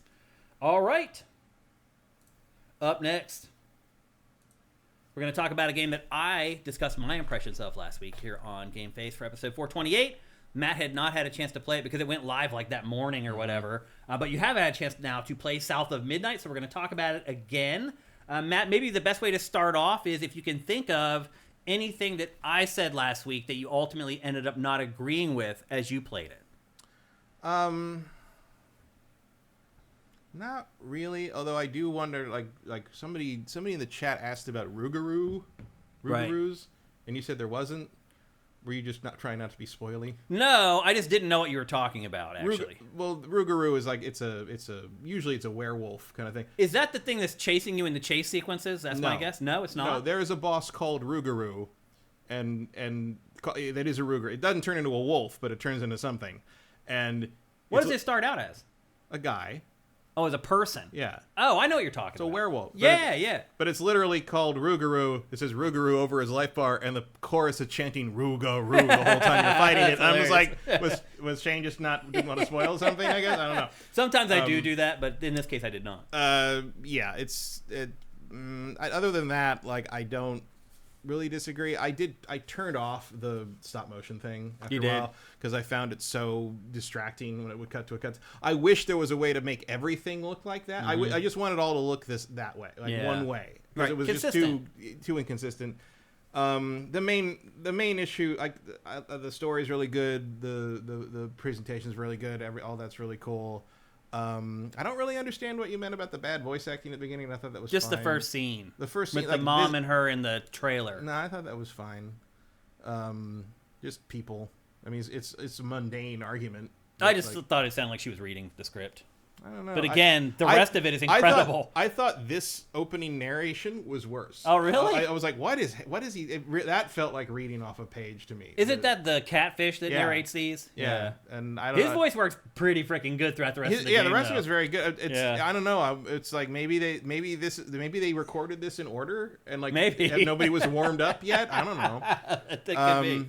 That's funny. No, that's really good. I wish it was a better game. Yeah. So let's talk about, because the one criticism most people level at it is that the traversal and the combat are rote or... Well, I think the traversal is just a little janky. Like she constantly gets hung up on things and constantly like grabs something and then grabs it again. Like I never quite know if I'm gonna make some of these jumps. Yep. And the consequences aren't that bad, so it doesn't really matter. But like, there's times when I'm just like, God, if this felt more like Ratchet and Clank, this would be kind of a masterpiece in places.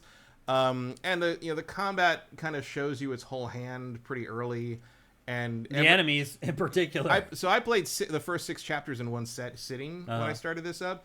And I haven't really gone back to it just because I know the first thing I'm just going to have to go fill the fucking bottle up and do 14 combats. And like the boss fights are really cool, but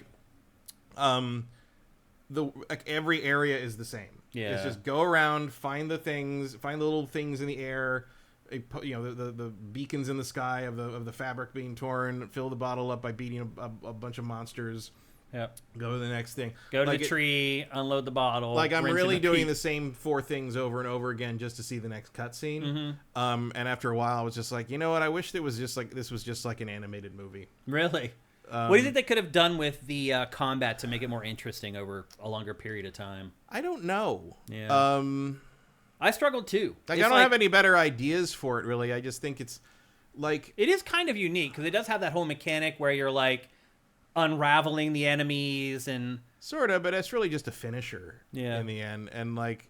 But they're paused, and it's like you do have to manage your time because you only have so many seconds before they disappear, and so you have to sometimes like lead enemies away so you can get over there and unravel them. I mean, there's something there. Sort of, but I've never missed an unraveling. Yeah. Like, it's just... I don't know. It doesn't really have a spark. No. As far as the gameplay is concerned. I agree with that. It doesn't match the rest of the game in terms of sort of the verve that it has. And it's not bad. It's just just the same thing over and over again. And even once you've seen the kind of the 4 basic enemy types, you're never going to see something different. And all the ways they tell you to like, okay, when this thing shoots this thing at you, use your force power to like push it back and damn. It's like, no, you just fucking... You don't have to. Stun it and hit it a bunch of times. Yeah. It doesn't matter. Yeah, a lot of the nuance of the combat system, you don't need it. No. Yeah. A lot of the stuff that you get, the attacks and upgrades, you don't really need those either. Yeah, I really just use Crouton. Like, have Crouton, to take control of one of the slashy things. They do a lot of damage, so they'll deal with damage something. all the other enemies. Go over and hit one of the things that's gonna like use the unravel thing, the LB to make the one big guy vulnerable, and then mop him up. And then rinse and repeat. Yeah, it's the same thing over and over again. Yep. The story and kind of the characters are way more interesting than the game. Yeah, the story's better than I thought it was going to be, for sure. Like, things start getting real intense with the grandma eventually. Because, again, I don't want to spoil anything, but the story is the best part of this game. Without a doubt. It easily is the best part of this game. It kept me going all the way to the end. Because you're right. Like, I got right around where you were, about the halfway point of the game. I was like, is this it? Like, am I going to keep doing this for the rest of the... And sure enough, yes, that was it. And I did keep doing it. But the story was good enough that it kept me going. And I didn't mind the combat or the traversal. Like I said, they don't really have a spark.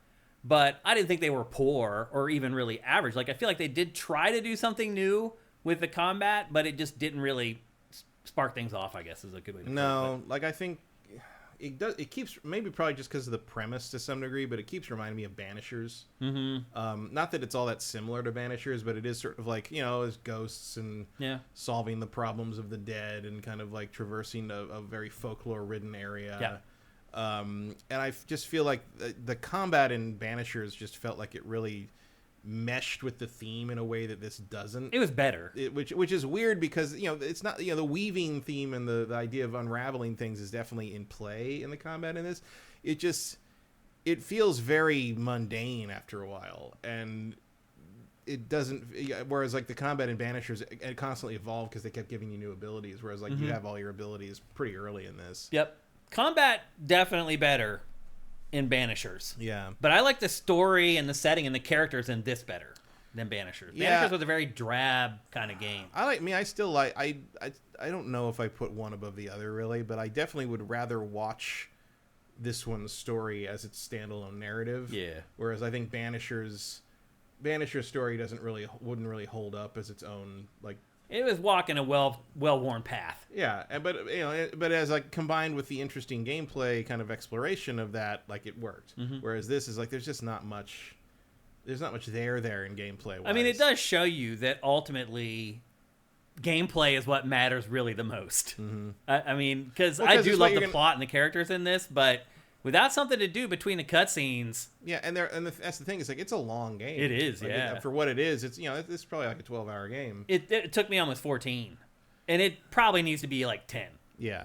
It's probably too long for what the game provides as far as like adding things to the player as the game wears on. Because that's the thing. You can tell. I really feel like the middle of this probably could have lost a few levels, because there's a lot of things where like they have some kind of side complication where it's like she needs to do a thing, but and usually it's the catfish's fault. Usually it's like, you want to do that, you got to go see this person, and it's like, okay, so now I got to spend a whole chapter finding this person who is inevitably probably going to be the boss of this chapter, right? Because there's a lot of that going around. I do love at one point, though, she's like, enough with the BS catfish, dude. Like, this is getting ridiculous. She probably should have done it like 2 chapters. Right, But you can tell that it's like, especially because like you're drawing from a very rich folklore well, and like kind of like the idea and the setting is compelling. You can tell that there's a bunch of like, we should do a chapter where this happens. Right. Cool. But you don't have the gameplay to support that beyond just repeating what you've already done. Right. Yeah. It's, I don't know. Again, I'd probably put it in the 7 out of 10 range. I was ultimately I wish it was an 8. Yeah. I think the story and the character, like the presentation and the concept, everything in there, that's an 8 or a 9. And the rest of this is sort of like, I just wish it was a better game. Specifically the game part. I wish was better. And again, this is on Game Pass as well. So get Game Pass for the month, play Blueprints, play this for the first 6 or 7 hours before you burn out on it, and then go watch the cutscenes on YouTube, I guess is what I would recommend. And also, like, I mean, Hazel, that's the other thing, is like everyone in the story is pretty like they're all really good characters. Like Hazel's a great character. Well drawn, well developed. Even and everyone's got their own reasons. Like the grandmother is horrible, but she is it for there's once you find out some of the like the backstory you find out about everybody is like there's a couple things in this I'm just like, oh my god, like it's horrifying. Like how do any of these people still talk to each other? Well, I mean, to be fair, they weren't like the grandmother and her mom were not talking to the grandmother for years. They were estranged from her, and that is one of the big mysteries that is uncovered throughout the course of this game, and to be fair, one of the more interesting parts of the plot. The grandma and the history with the grandma and the family, and just the family's history. Like, these cutscenes, if you really pay attention to them, they're gut-wrenching. Like, the way she was raised and everything, like, it really makes an impact. So well, those people are just Underground Railroad people. I mean, the parallels with that, too, it really struck a chord with me. So, I really loved certain parts of this game, and I was just kind of indifferent to other parts of it. I didn't really find anything bad per se. No, but it's just the same thing over and over again. And like even the platforming kind of runs out of juice after a while. Where you're like, I get it. Like, once you get the double jump and the dash, that's the end of it. That's all you get pretty much for the platforming. Like you end up getting and it probably is hurt by the fact that it's coming out so soon after Split Fiction, which is just sort of a masterclass in how to do that. And this feels a little. Not a masterclass. No. Yeah. It's fine, but that's about as far as I'll go. There's nothing wrong with it. Yeah. It's just sort of fine. Yeah, that's what I said. It's like, it's hard to find real criticisms of the game, but there's also not, other than the story and the characters, there's not a lot to really gush over either. So it's another one of those kind of AA games that has some really cool parts and some really parts that aren't that inspired. I've seen a lot of people, also saying kind of like we did, like it's like a PlayStation 2 game. Yeah. PlayStation 2 had a lot of games like this. It did. It was fine. There's nothing wrong with it. Nothing amazing about it. It's just it's a fun game to get through, and it's got some cool ideas in its narrative and its presentation. Yeah. And we don't really get those much anymore, so it's nice to see it. But it's just I wish they'd found something a little more, I don't know, engaging in the combat specifically, if you're gonna make me do it that much. I agree. Yep, I agree. I also don't like how all the battles are in like a little arenas. Yeah. Every once in a while, those are cool because it keeps you on your toes, like you can't escape. But it would be more interesting to kind of run into one enemy or two enemies in certain area. Out in an open area a little more often. It just always feels very predictable. I guess like as soon as you enter a big clearing, you're like, we're gonna do this again. Yeah, they're gonna close me off, and I'm gonna get in a fight. Yeah. It hits that point where you're, even if whether it makes sense or not, it hits that point where you're like, okay, well, I know what's about to happen. Mm-hmm. And it does. And that gets wearing after a while. It does, yeah. And then you get to a cutscene and you're like, I have no idea what's going to happen because this story goes crazy half the time. So it's like, you never quite know what is going to happen narratively next, but you know exactly what's going to happen gameplay wise. And that's a shame that those two things don't match up a little better. Preferably the gameplay matching the story better. I'm not asking for a more predictable story. Right. Yeah. But it's just like, it's just, yeah. It feels like the story and presentation and characters were made by a very different philosophy. Did you ever find a lot of health filaments? Yeah, I found 4 or something. So if you look at the pause screen, it tells you if there's one in the level you're in. Right. So I just don't leave until I figure it out. Yeah. Yeah. I think I missed one at one point. Justin Ontario says, "I'm happy there's an interracial main character." Yeah. Yeah. Hazel's great. She's a great character. Yeah, very memorable. I'll remember her. Mm-hmm. For sure. And I just think it's great that we're just seeing representation like this in games in general, which for many years we did not. Hopefully it does well enough. I think this game could do well with a sequel. Yeah, I would like to see more. I would like to see more refinement on the idea and the world and the game. I think you could do something really cool with a little more time and money. They got the premise locked down now. Yeah. It's just about building on that. So we'll see how the game does. I'm guessing it'll probably do pretty well on Game Pass. But, this is a first-party game. This studio is owned by Microsoft. So ultimately, Microsoft's going to have its own metrics on whether it decides to greenlight a sequel to this. South of Midnight better than Prince of Persia 2008. Is that the cel-shaded one? Yeah, with Nathan Drake as the voiceover. Yeah, they both suffer from a repetition issue. They do. I think I enjoyed this more. I would probably. I like the story more in this for sure. Yeah. And I burned out on Persia 2008 pretty fast just because so much of it is trying to figure out where it wants you to go next, and I was just like, I just didn't care. Yeah, I don't care. I don't like games it's like, no, you don't build your challenge there. There's other ways to build challenge in your game instead of making me run around like an idiot with his head cut off. I was a little annoyed that you didn't get to come back and deal with that guy. Oh yeah. Yeah, I was like, I have words for you, sir. After what I learned about you. Yeah. I mean, this whole game's like that, right? You meet somebody, and then later on you learn about them, and it changes your perception of that person for sure. Again, I think that's the strength of the narrative in this game. I think I mentioned that last week too. So there you go. It's South of Midnight. I think it's $40 if you decide to buy it. But why would you do that? just get Game Pass for the month and be done with it. And I think most people, after they played this game for a couple hours, they will have a good idea on whether they want to continue going forward or not. So sounds like we align pretty much on South of Midnight, ultimately, once we both had a chance to play it. Okay. Next up, we're going to talk about a game. I know I said last week that I am unqualified to review 2 things: RTS games and MMORPGs. And so I was like, I'm not going to review or play Commandos Origins because that's a real-time strategy game. I was wrong. It's not a real-time strategy game at all. I have never played the original. No, they're turn. I've never played a Commandos game at all. Actually, it's my first time. Yeah. I played the first 2 back in the day. You did?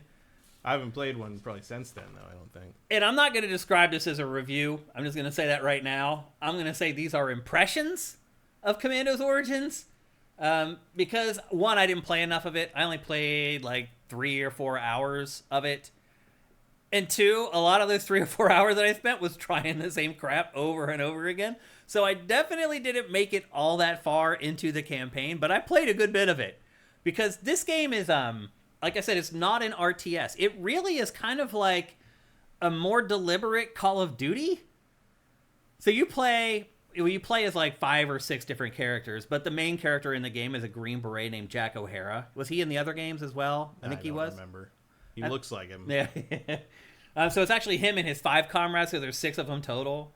And they are like, I feel like there was a real name for this group, but they were the group of soldiers who went and tackled the missions that nobody else could or would. Is that kind of like Inglourious Bastards? Same kind of setup? I mean, that's almost every movie. Yeah, I guess sure. Every war movie, you mean? Yeah. And it does take place during World War II. Howling Commandos. Yeah. Nick Fury. Yeah. One thing I He noticed... kind of looks like Nick Fury. He just got both eyes. Yeah. One thing that's kind of interesting about this game is when you first start it, it lets you choose whether you want to see swastikas or not. You can turn them off and just kind of have these generic iconography instead of having the swastika in the game. I just chose for the authenticity and left the swastikas in the game. But interesting. I think that's probably useful, especially if you're streaming. Yeah. Because people aren't cool with that. Or I'm sure that's in there, and partly because otherwise you can't release it in Germany. All right. So as long as you've made the option, you might as well give people the option. Yep.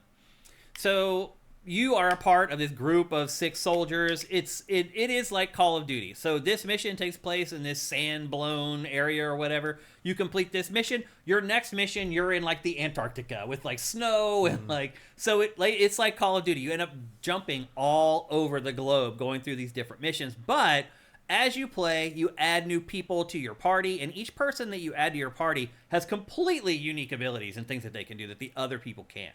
So there is a big element in this game of like kind of swapping between all the different characters that you have unlocked, because one person can cut razor wire and the other guys can't. So there's an interface that they make use of, the shoulder buttons. It'll bring up like a radial menu of all your playable characters, and you can switch to them pretty quickly. And then you can also like tie them together into one group. So when you bring up that menu, that rotary menu, if you keep going around and to every single person in your party and tap A, they will add them to the group. And then when you go back out into the game and you move, they will all move together. And it does become kind of tedious playing this game. It reminds me a little bit of Red Dead Redemption 2, where it makes you do like all this annoying stuff that should just be like automatic, like picking up stuff and dropping stuff. Like the controls in it are probably way too convoluted and too complicated. The other thing that's interesting too, Matt, is that I played this on both PC. This B-roll we're seeing right now is on my new PC. But I also played it on console. And I thought the controls sucked for both, honestly. They just were seen very convoluted, like the camera controls in particular. So you can control the panning over the area, but if you want to rotate the camera or zoom in or out, you squeeze the right trigger on a controller, or you hold, I think it's the control button on PC. And it's just very... I've never played another game that does it this way. Every RTS does it. Oh, really? Yeah. Well, there you go. I never play RTS games. I found the camera to be very clunky. I also found that like the engine just can't keep up. Even on my brand new PC with my 4070, I just let it set it up automatically, let it scan my system and just set everything recommended. And like if you turn the camera too fast in this, it just chugs and like slows down. On console, it's even worse, but it also happened on my PC as well. But controls-wise, I thought there were caveats for both the PC and the console version of this. I don't feel like either one of them are ideal as far as controls are concerned.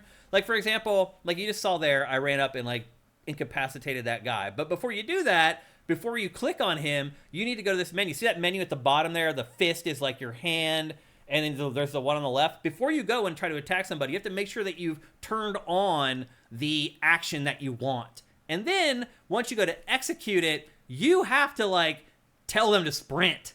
Or otherwise, they'll just, like, traipse along, walking up to assassinate somebody. So, like, once you execute the move, you have to double-click to make him sprint into the assassination, which is, again, a little clunky and a little bit weird. And that's the way the whole game works. Like, you have these abilities. You saw it. I just click the hands. Now I'm going to make my move. And eventually, you get the ability to control multiple party members at once. So you select your party member, you tell them what you want to do, then you select the next party member, tell them what to do, you select all your guys, and they can go, and say there's like 3 guys standing there, you can send all 3 of your guys in to assassinate at the same time. But they will get caught on geometry, they won't sprint unless you make sure that they sprint. There are so many ways to fail in this game. And the game knows it, so you can't see it, it's covered up. But no matter what, there's always an option on the map for a quick save. Or on the screen for a quick save. Even on console, if you just tap the back button to quick save. So they know that like you can die at any minute. Like there's a lot of trial and error in this game. It is a methodical game. It's not an RTS where you roll in, you're like, I'm going to put my tanks here, I'm going to put my infantry over here, and they're all going to fight, and all this madness is going to...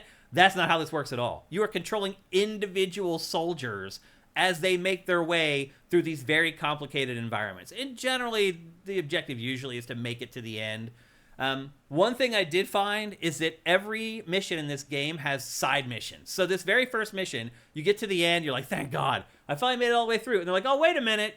There's all these British soldiers being held hostage by the enemy over here, and you should probably go rescue them before. And then you try it, and it's like way harder than the main mission. I was just like, screw it, and I just got in the Jeep and drove off. I'm like, sorry guys, but you're all gonna die. So I'm kind of torn on this game. I don't think I'll go back and play more of it because it is just very tedious. It's like you try something, that didn't work. Let me try this. That didn't work. Let me try this other guy. That didn't work. Let me try this other guy with this unique item or ability that he had. Oh, that didn't work. Oh, it's just that's how the game plays out. Like, you're just trying everything to try to figure out what actually will work. A lot of times you think something's going to work and it doesn't. I also found that, like, a lot of times in this game, I would come to a point in the game and I'd be like, oh, there's 8 dudes there. Good Lord, it's going to take me forever to kill these guys. I just run past them. And it would just trigger the next cutscene, and off I would go. So there's a lot of times where I was like, oh, I'm tediously trying to go through this little section of the game. I would get fed up with it and just run past the enemies, and the cutscene would trigger, and I'd be done. Like, that's kind of how the game is. It's definitely a little janky.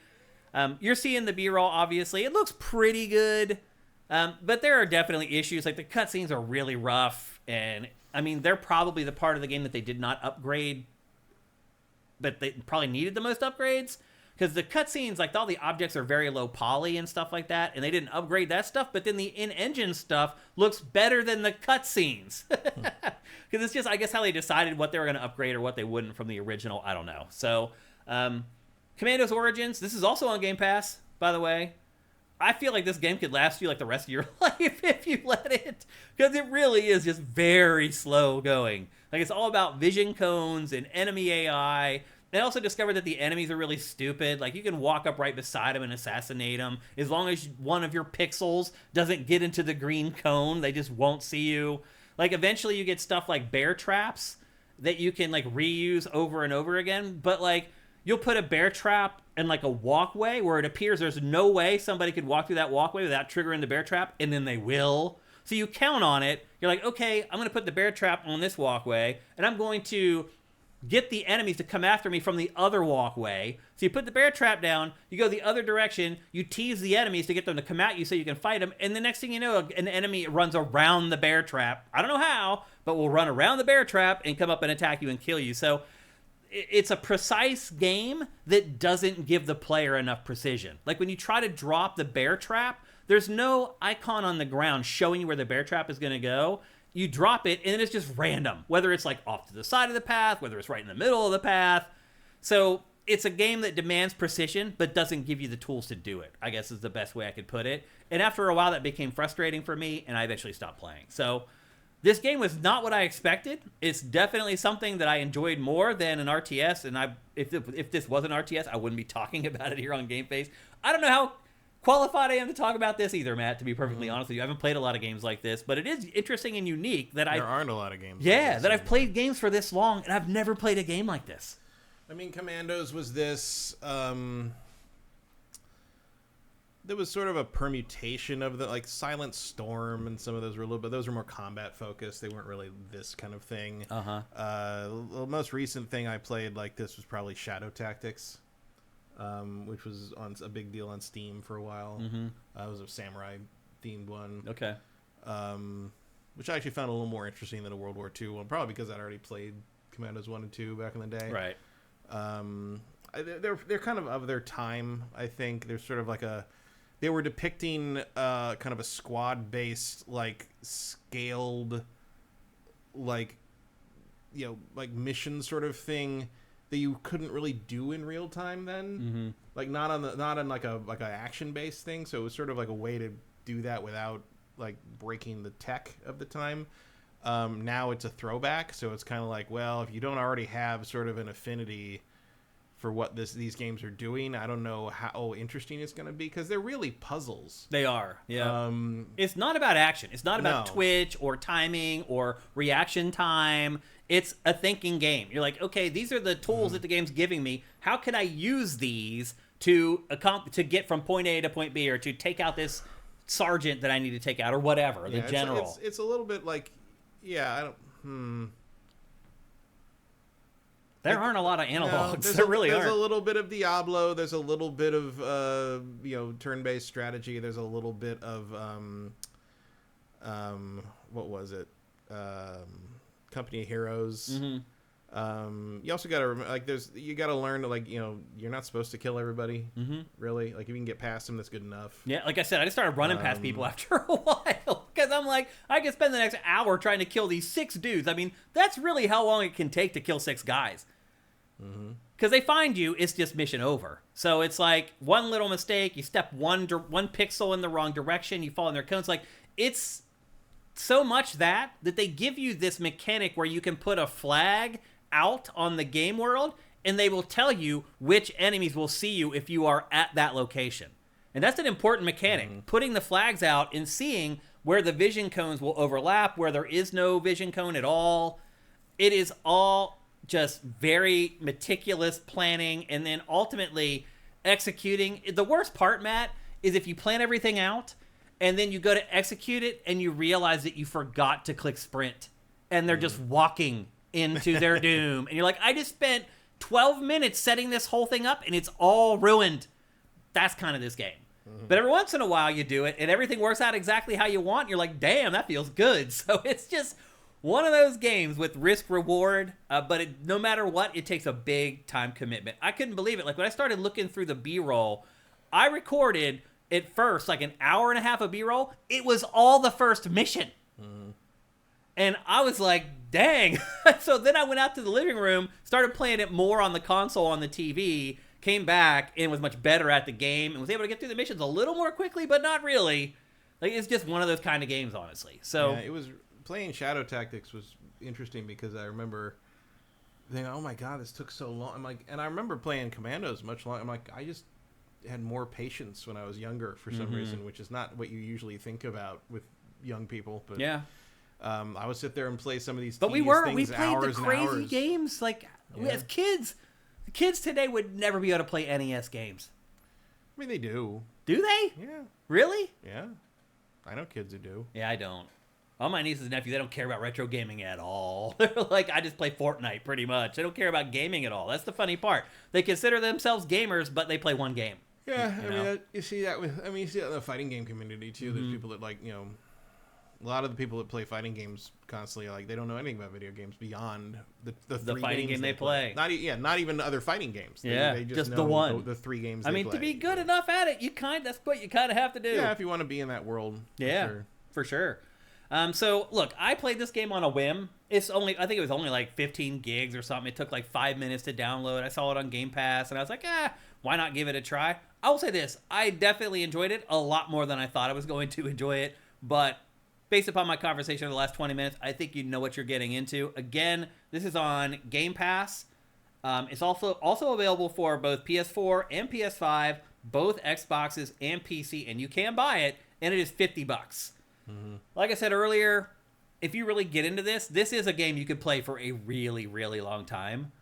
So I think the price is probably right if it's a game that you're interested in, as far as like the playtime you're going to get per dollar. But otherwise, I would just get Game Pass for the month, like we say all the time. If you're on PC, which where I feel like a lot of people will be, PC players will probably be attracted to this game more than the console player. Game Pass is $11 on PC for a month. It's a no-brainer. If this looks interesting to you, go get Game Pass for the month for $11 and play it. And then play all the other stuff we've been talking about for the last 6 weeks on Game Pass. I mean, it has really been a great year for Game Pass. So, yeah. You think you'll play this at all, Matt? Probably not. Yeah. Were the earlier games just like this? Yeah. Yeah. This is very much just like a 3D upgrade. Yeah. Commandos 2, I think, is generally considered the peak of the series. I don't think they've ever really recaptured that. And I didn't play when they moved to 3D. I didn't play that one because I remember that was Commandos 3. Is this Commandos 3? This is Commandos. This is a reimagining of Commandos 1. 3 or the other one that was had no number but a subtitle like Strike Force or something like that. When they moved to 3D, they kind of botched it. Like it didn't really translate very well. Gotcha. This obviously probably looks a little better, but I don't have the patience for this anymore. Some of the trailers show their conversion from 2D to 3D for this game because this is like a reimagining of the first one or whatever, and it is startling how much they've changed the game for this. They've definitely done a ton of work. So yeah, I mean, as far as the work that they've done, the amount of playtime you're going to get out of it, it probably is worth $50, but you don't have to spend that. Just get Game Pass for a month, and I think you're going to get everything you need out of the game, along with all the other games as well. Let's check in with chat. I don't expect a lot of you guys to be discussing this game, but just in case you are, we always check in with you guys. Retro Modern Gamer says esports and speedrunners just play one game. They have to. Yeah, look, some of the speedrunners that are playing Super Mario 64 blindfolded. That is just insane, Matt. Yeah. Who even thought one day like I could do that? Well, I saw a girl beat Elden Ring with the guitar controller. Yeah, I saw. It's insane. It's really crazy what people do. Vista says it might fall off of Game Pass before you finish it. That's actually right. Buy another game. At a certain point, buy another game. Right, yeah. If you can beat Mario 64 blindfolded, do something else. Yes. I mean, it's insane to think someone can play that game with the blindfold on. Like, how? I also saw the guy who beat Through the Fire and Flames 4x speed. Yeah. Flawless. Those people are crazy too. Yeah. Or the people who are just like, screw the guitar. It took him over 2,000 tries. Or you see the people who are just like, screw the guitar, I'm just going to use the keyboard. And they're like, it's just like, I feel kind of sad when I come across this. I'm in awe of what they can do. I also feel a little sad when I come across these people. Because I'm just like, man, like really? You've dedicated your life to this? Like, I love video games, and I watch your video for 10 seconds and I get it. And this is what you've been doing with all your time. Like, I don't know. It just strikes me as odd, but it takes all kinds to make the world go around. So I'm glad they're there, but I could never do it. That's for sure.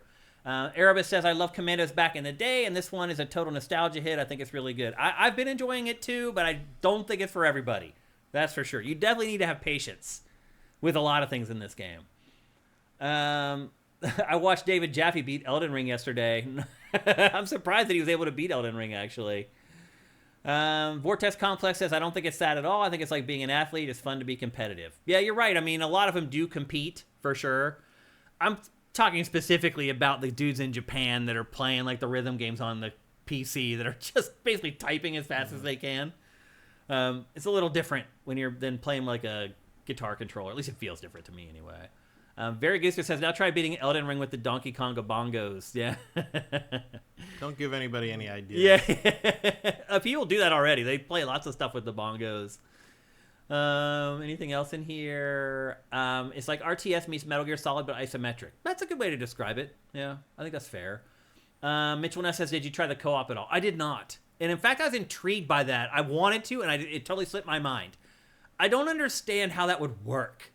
I mean, I guess you're just constantly swapping between the characters. So you're like, oh, we need to cut the fence so the other guy can swap to the guy who cuts the fence so you don't have to, I guess. Seems like it adds another layer of tedium to me. It does. It could maybe streamline it. I wanted to try it just to figure out how the hell it works, and I didn't, unfortunately, Mitchell Ness. I should have. And it just slipped my mind, and I forgot. My apologies.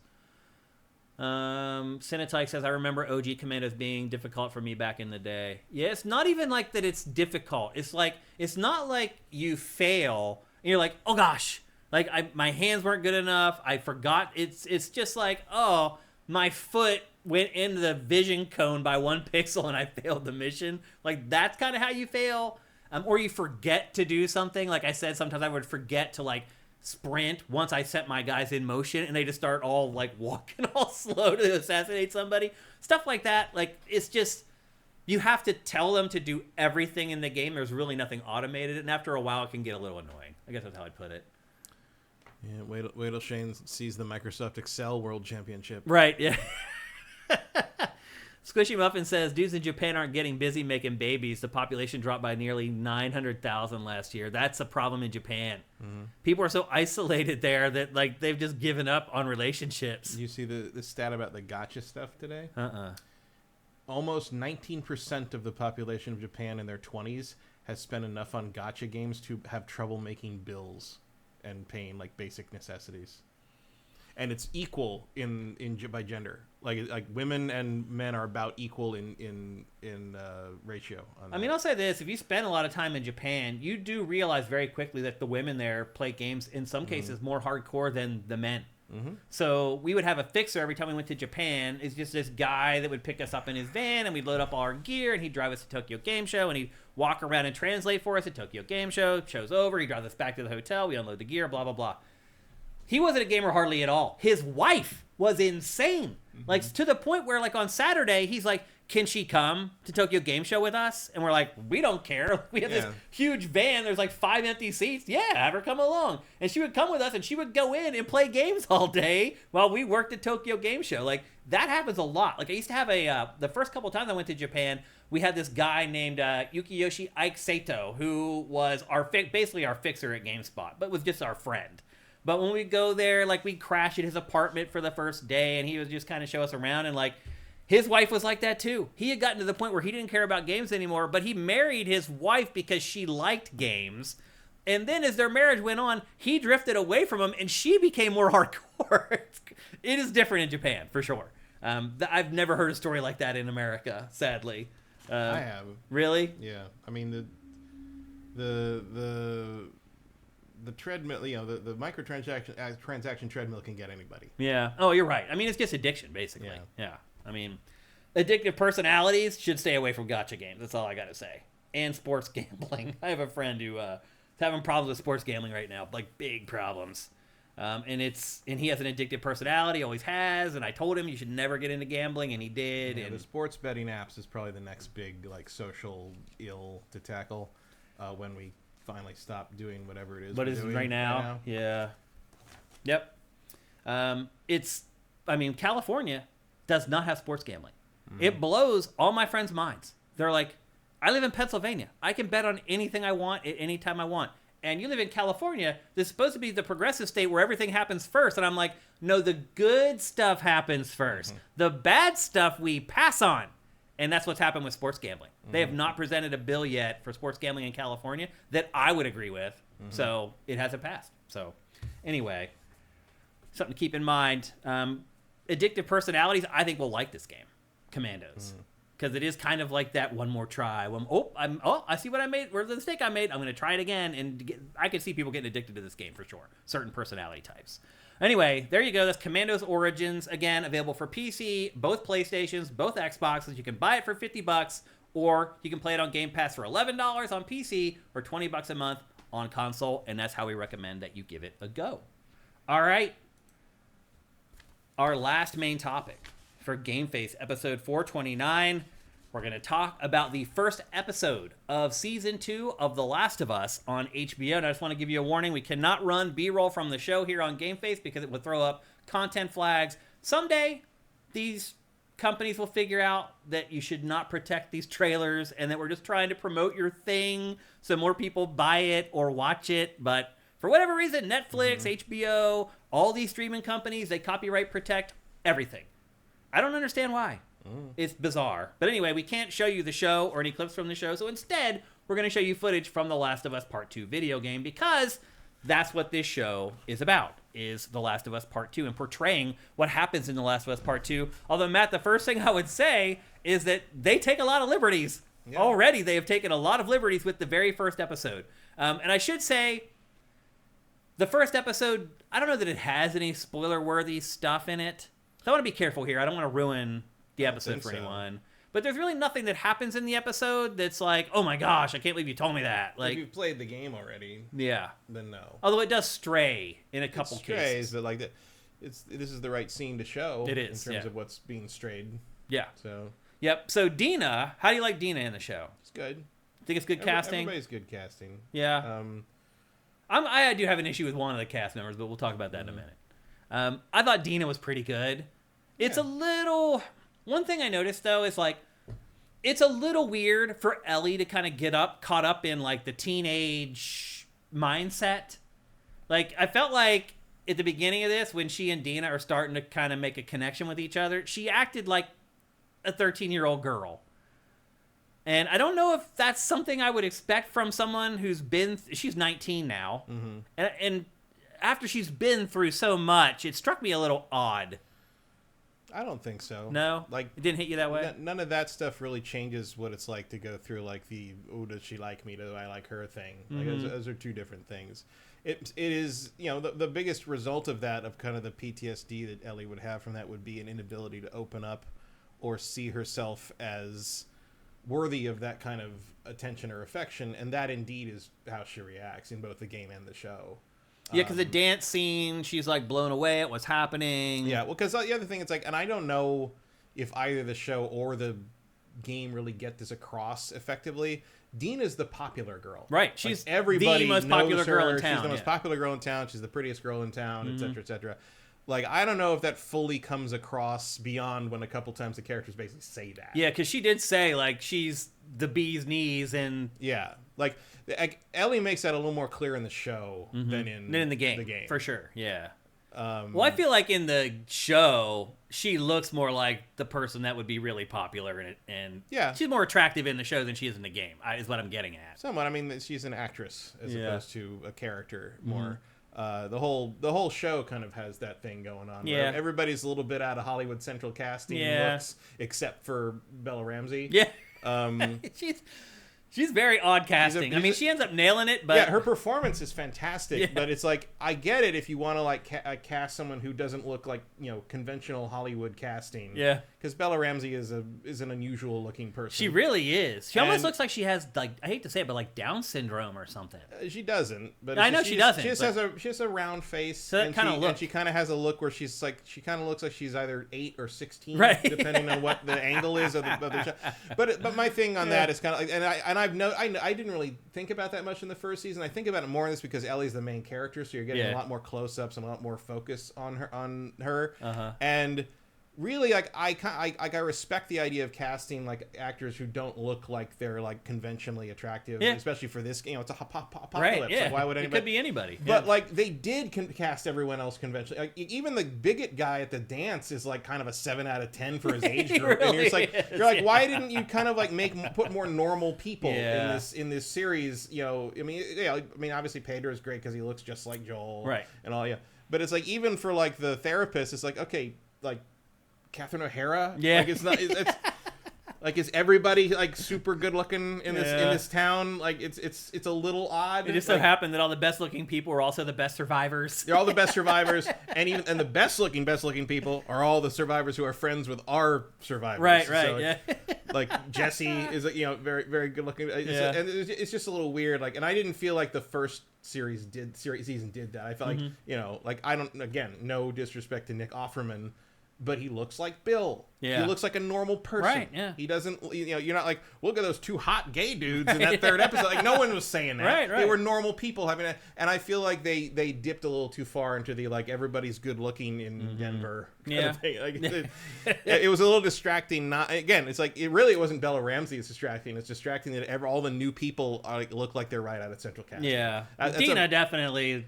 I mean, Dina, I understand why you do that, because she's supposed to be that. She's supposed to be that person, Because again, that would make her feel more singular too, because it's like, there's probably not going to be a lot of super hot people running around in a zombie apocalypse, right? Like, that's not a thing. Like, well, there's even the one scene where she asks her how bad she smells. Like, even they know that they're living. I mean, you don't get the impression. No, for all the jobs you see everybody doing, you don't see anybody on deodorant production patrol. So, nope.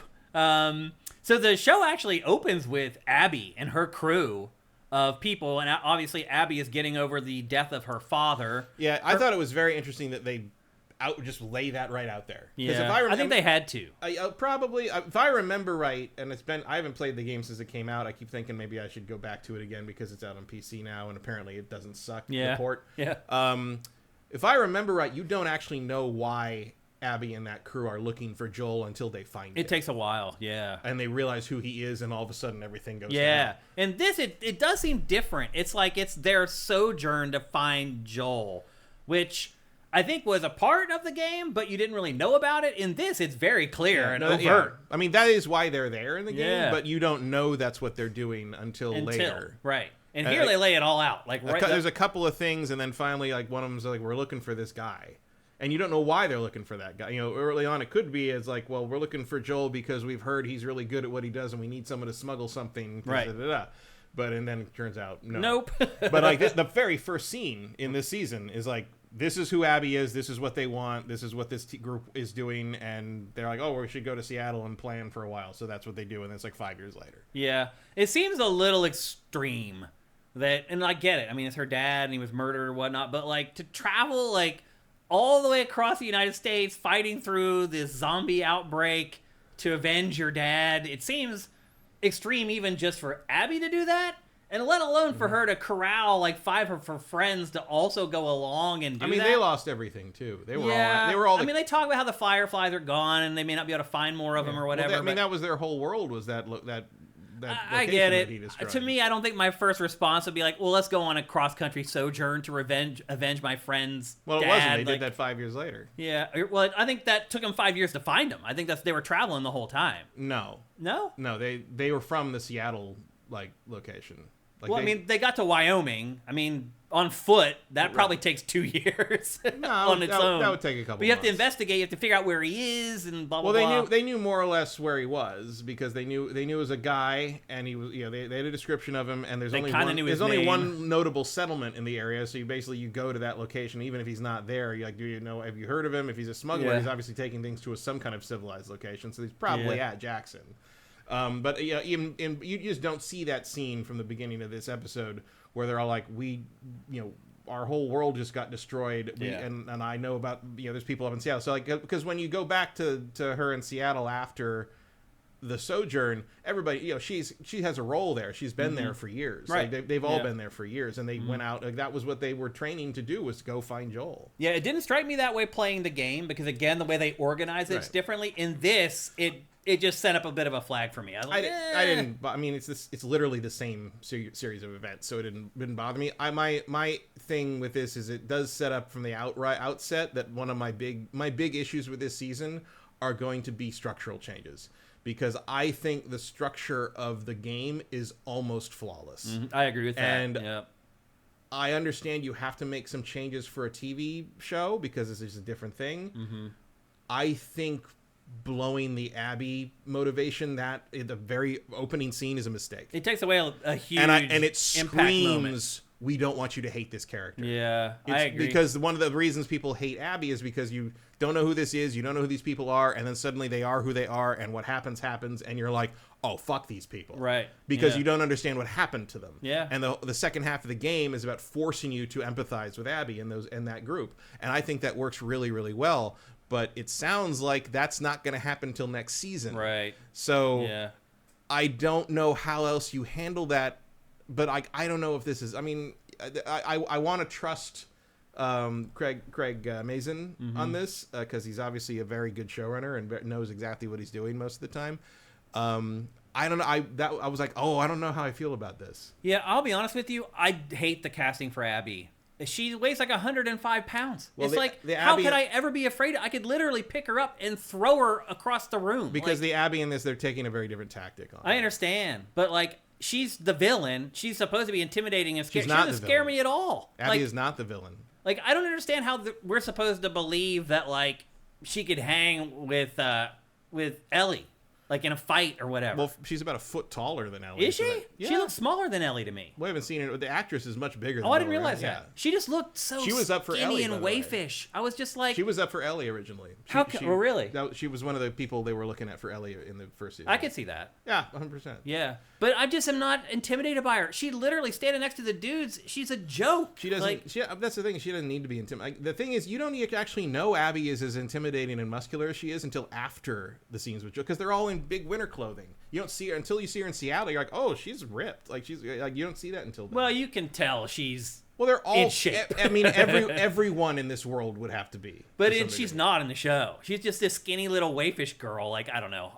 I thought they should have made her at least look a little bit intimidating. It's a joke. Like, you don't scare me. I'll break you in half. Like, I could literally pick her up and throw her. But it doesn't matter because none of that strength is how that happens in that scene. Yeah. They overpower him because there's 7 of them. But, you're right. But, like, playing as Abby in the game, she's an ass kicker. Like, she literally, like, Ellie fighting her is kind of a joke in the game. Like, she should be able to just whoop Ellie's ass in the game. Just based on her strength and her power and her prowess, which she's learned out on the hand. Ellie's very strong too. She's just well, see, that's the other thing. So there's a scene in this show where she's wrestling some dude. No, she also weighs like 112 pounds. Like, I don't care how good you are at MMA, some big dude can just whoop your ass. Like, all right, there's also zombies made of fungus in this. Right. I mean, I get it. It's not all about realism, but there's She's... certain parts where your brain does go back to like, that seems complete. Like, you have to get over the fact that there's an infection and there are zombies. I get that. But then you still need to be grounded and be like, look, this girl isn't like a superhuman. Or if you do want to say, hey, she got infected and now she's stronger and more powerful than she would be. I don't care about any of that. Like, and the guy does say he was holding back. They're teaching her how to do that. No, they said he'd pull punches or whatever. Punches, but like, yeah, I mean, I know why they put that in there. But anyone who gets someone in that arm lock, that's going to hurt him. So, I don't think she'd ever get the guy in the arm lock. Maybe not, but again, it's training. I get it. I don't know. Look. At that point, you might as well say she shouldn't be able to hold David down long enough to stab him in the face. Yeah, I mean, she probably shouldn't. But she did because it's a story. Just go with it. That's not a useful idea, really. She's got to be able to fight. She's got to be able to somewhat overpower these monsters. But here's the thing, like, in the game, like, you're stealthy. It's not about her strength. It's about her smarts and her cunning and what she's learned being on the run for years or whatever. Well, that's what she does when they go into the supermarket. But Abby's not that way. Abby is... Well, we don't know what they're doing with Abby yet. That's my point, They're going to do something different with Abby. All I know right now is I watched the first episode and I played the game. And I just don't like the casting for Abby. So we'll see. I'm fine with the casting for Abby. I'm just waiting to see how they do this differently. I mean, it may change over time. You may be right. They may go at a different angle, and I'm like, oh, I get it now. But having just watched the first episode, that's my impression. Maybe part of it is because you want them to be able to confront each other head on and not feel like Abby should just backbreak her and walk away like Bane killing Batman. Because really, that's probably what would happen. So somewhat. I mean, they've got guns. It's not. Yeah. It's not all fists and muscle. You're right. Yeah. And the whole episode takes place on New Year's Eve. Yeah. And then did you notice that they completely changed the porch scene? Which one? When she comes back to the porch and Joel is there. In the game, they have a very important conversation there. Right. And in this, she just walks on by. Mm-hmm. So I don't know what they're setting up there. I don't know. Like, we'll see if the Abby group shows up as rapidly as they did. Right. And, we don't know what. I was surprised that they found because they need to camp at the end of the episode. Well, because they need to build. They need to build a little bit more out of it in terms of what they've established with the Eugene thing. Mm-hmm. Like, there's clearly going to be a little more to that. Yeah. I also got some Walking Dead vibes a little bit from this. Like, especially at the end when the bad guys find the camp and they have to start figuring out how they're going to infiltrate the camp. Like, I'm starting to see how one game can be turned into like 3 or 4 seasons. Because you can literally just make a whole episode out of just anything that you want. Well, that won't be what the next episode is. No, I know that. But I'm saying they can drag out them invading the camp for like 7 episodes. Right. Well, a hack would do that. Yes. Netflix would do that. I mean, The Walking Dead would do that. Yeah. And my fear is I said hack. Right. My fear is that this show gets into that cycle where, like, Craig Mazin will never do that. I hope not. Well, we found the settlement. We set everything up. Life is great. Zombies show up. Somebody shows up. Ruins everything. We're on the run. We found a new settlement. We defended No, it. Jackson will be fine. I hope so. I mean, Because you can see where this could turn into that very easily. It won't, because Craig Mazin is not a hack. Yeah. Everything involving Abby's group and kind of the ultimate result of that will happen next episode. You think so? Yeah. They'll move that fast. I think so. Wow, interesting. Okay. Because you got to get everybody to Seattle, and you got to go through all the shit there, and you got to introduce that group and their situation, and you got to have Jesse catch up, and you got to get all that. I mean, you've got plenty to work with, and there's going to be the tangent with Eugene. They've already talked about that. Right. That's like they the actually thing mentioned they're fleshing out more. Yep. Who was just like heard about in like readable material in the grow house right at the beginning of the B-roll here. Yep. And now he's like Catherine O'Hara's husband, and is a whole thing. It's there. interesting how they spun that back around. Well, that wasn't in the game at all. No, that's totally new to the show, and I think it's a red herring to some degree for people who have not played the game. I think because it feels like you're setting up. It feels like you're setting up this idea that Joel has to kind of pay for not pay for his sins, but sort of like come to terms with what he's done in the past, and having him sort of like have that disagreement with a therapist. And then you think that, by definition, a therapist has to kind of work these things out and talk about it, even though she's clearly not happy about it. But like, if you think that's how the other conflict's going to get worked out, you have another thing. I've been reading some like threads and like Reddit things and stuff about people are like, no game spoilers, nobody, you can't talk about the game and this, there. And the ways people think this is going to go is hilarious. I want to see that. Send me a link for that. It's just like, you poor thing. You poor summer children. Oh, wow. You have no idea what's going to happen. Send me a link for that. I want to check that out, actually. See what the people are thinking. But look, at the end of the day, I really enjoyed this episode. It flew by. Like, it was an hour or whatever. It felt like it was like 20 minutes. Yeah, it was nice to see stalkers because we didn't see them in the first season. Yep. I like Tommy's role. Like, he's kind of turned into her mentor now because she's rejecting Joel. I mean, that was really the big theme of the episode, is that she and Joel are on the outs. They're like, there's some weird thing going on. They we hint know at, obviously what we know what it is. Yeah, but like, I think people who don't know are probably like, what's going on? They're best buds at the end of season 1. And although really you should probably know. You probably piece it together from the like last time on Last of Us with the thing they emphasize on that. It's like, here's the moment where he lies to her face. Like, what could be? Yeah. But clearly, I think clearly you're coming. The next couple episodes you will see kind of Abby's group and that whole the attack that happens and Joel helping them and all that stuff. And it looks like you'll get flashbacks about Eugene and what Joel did there. And there's clearly going to be flashbacks to the space birthday thing, the museum he took her to before she hated him. So we'll see how that all goes. I like that already. There's been enough change from the games to hook me in as the person who played the games first. I'm just a little reticent about like changing too much because like I really think they nailed most of that. They did. Yeah. You can expand on things, but altering things, the timeline and the order that things happen. Yeah, that's like if you're not going to have the scene on the porch, is that still going to happen at some point? Where and how does it happen? I don't, because like I really feel like that is key to why Ellie does what she does. Right. Because that's why I said it's like one of the most important scenes in the whole freaking thing. Like, because in the end, it's like, you have to know that like Ellie did all that not because she was mad at Abby, because she's mad at herself. Like it was, she was punishing herself for what she had done, and Abby wasn't even really part of it. Right. She was just a target. Yeah.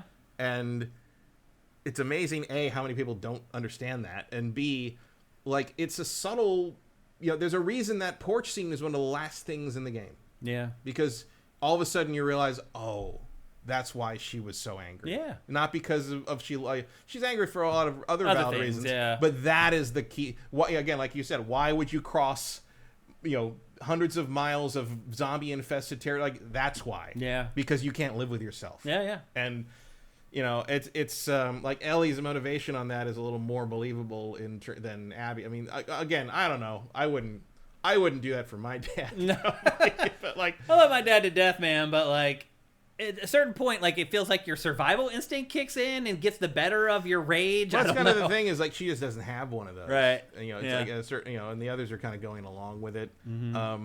I will say, like, damn, those are some good friends. Yeah, that's like, what I'm saying. Like, okay, let's go. Like, I don't know. Although it is worth noting, I think, and maybe this is kind of underplayed in the games and the show.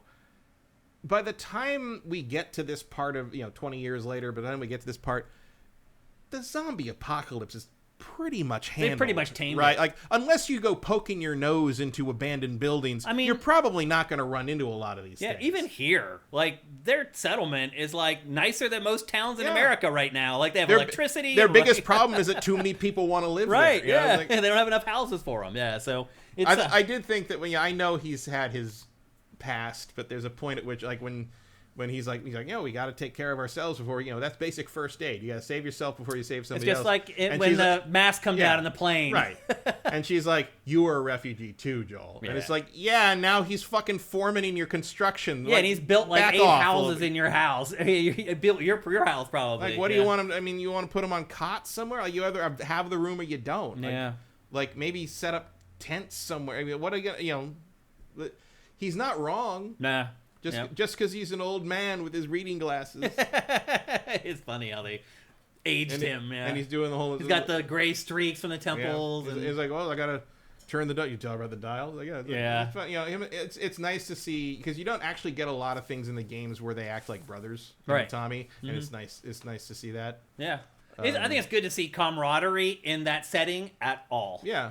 It always, like, I don't know how to explain it when you watch the show. It is, you see people getting along, and it brings this little ray of light into your heart. I don't know how to explain it. At least it does for me. It's like, even in this god-awful world, people can still connect and be human beings with each other. It's I can't imagine what it would be like to actually survive through something like this. So yeah, and I understand her anger at Joel after the dance incident, but it's also like, I don't know if I'd react differently than Joel in that situation, even if I didn't know the two of them in the situation, because this is like, we are at the end of civilization. How are you still a bigoted piece of shit? Really? Like, come on. At a certain point, some minorities help that person survive at some point. Well, it's also like, are we still holding to Judeo-Christian values in the fungal apocalypse, asshole? Like, do you really think that's still in play right now?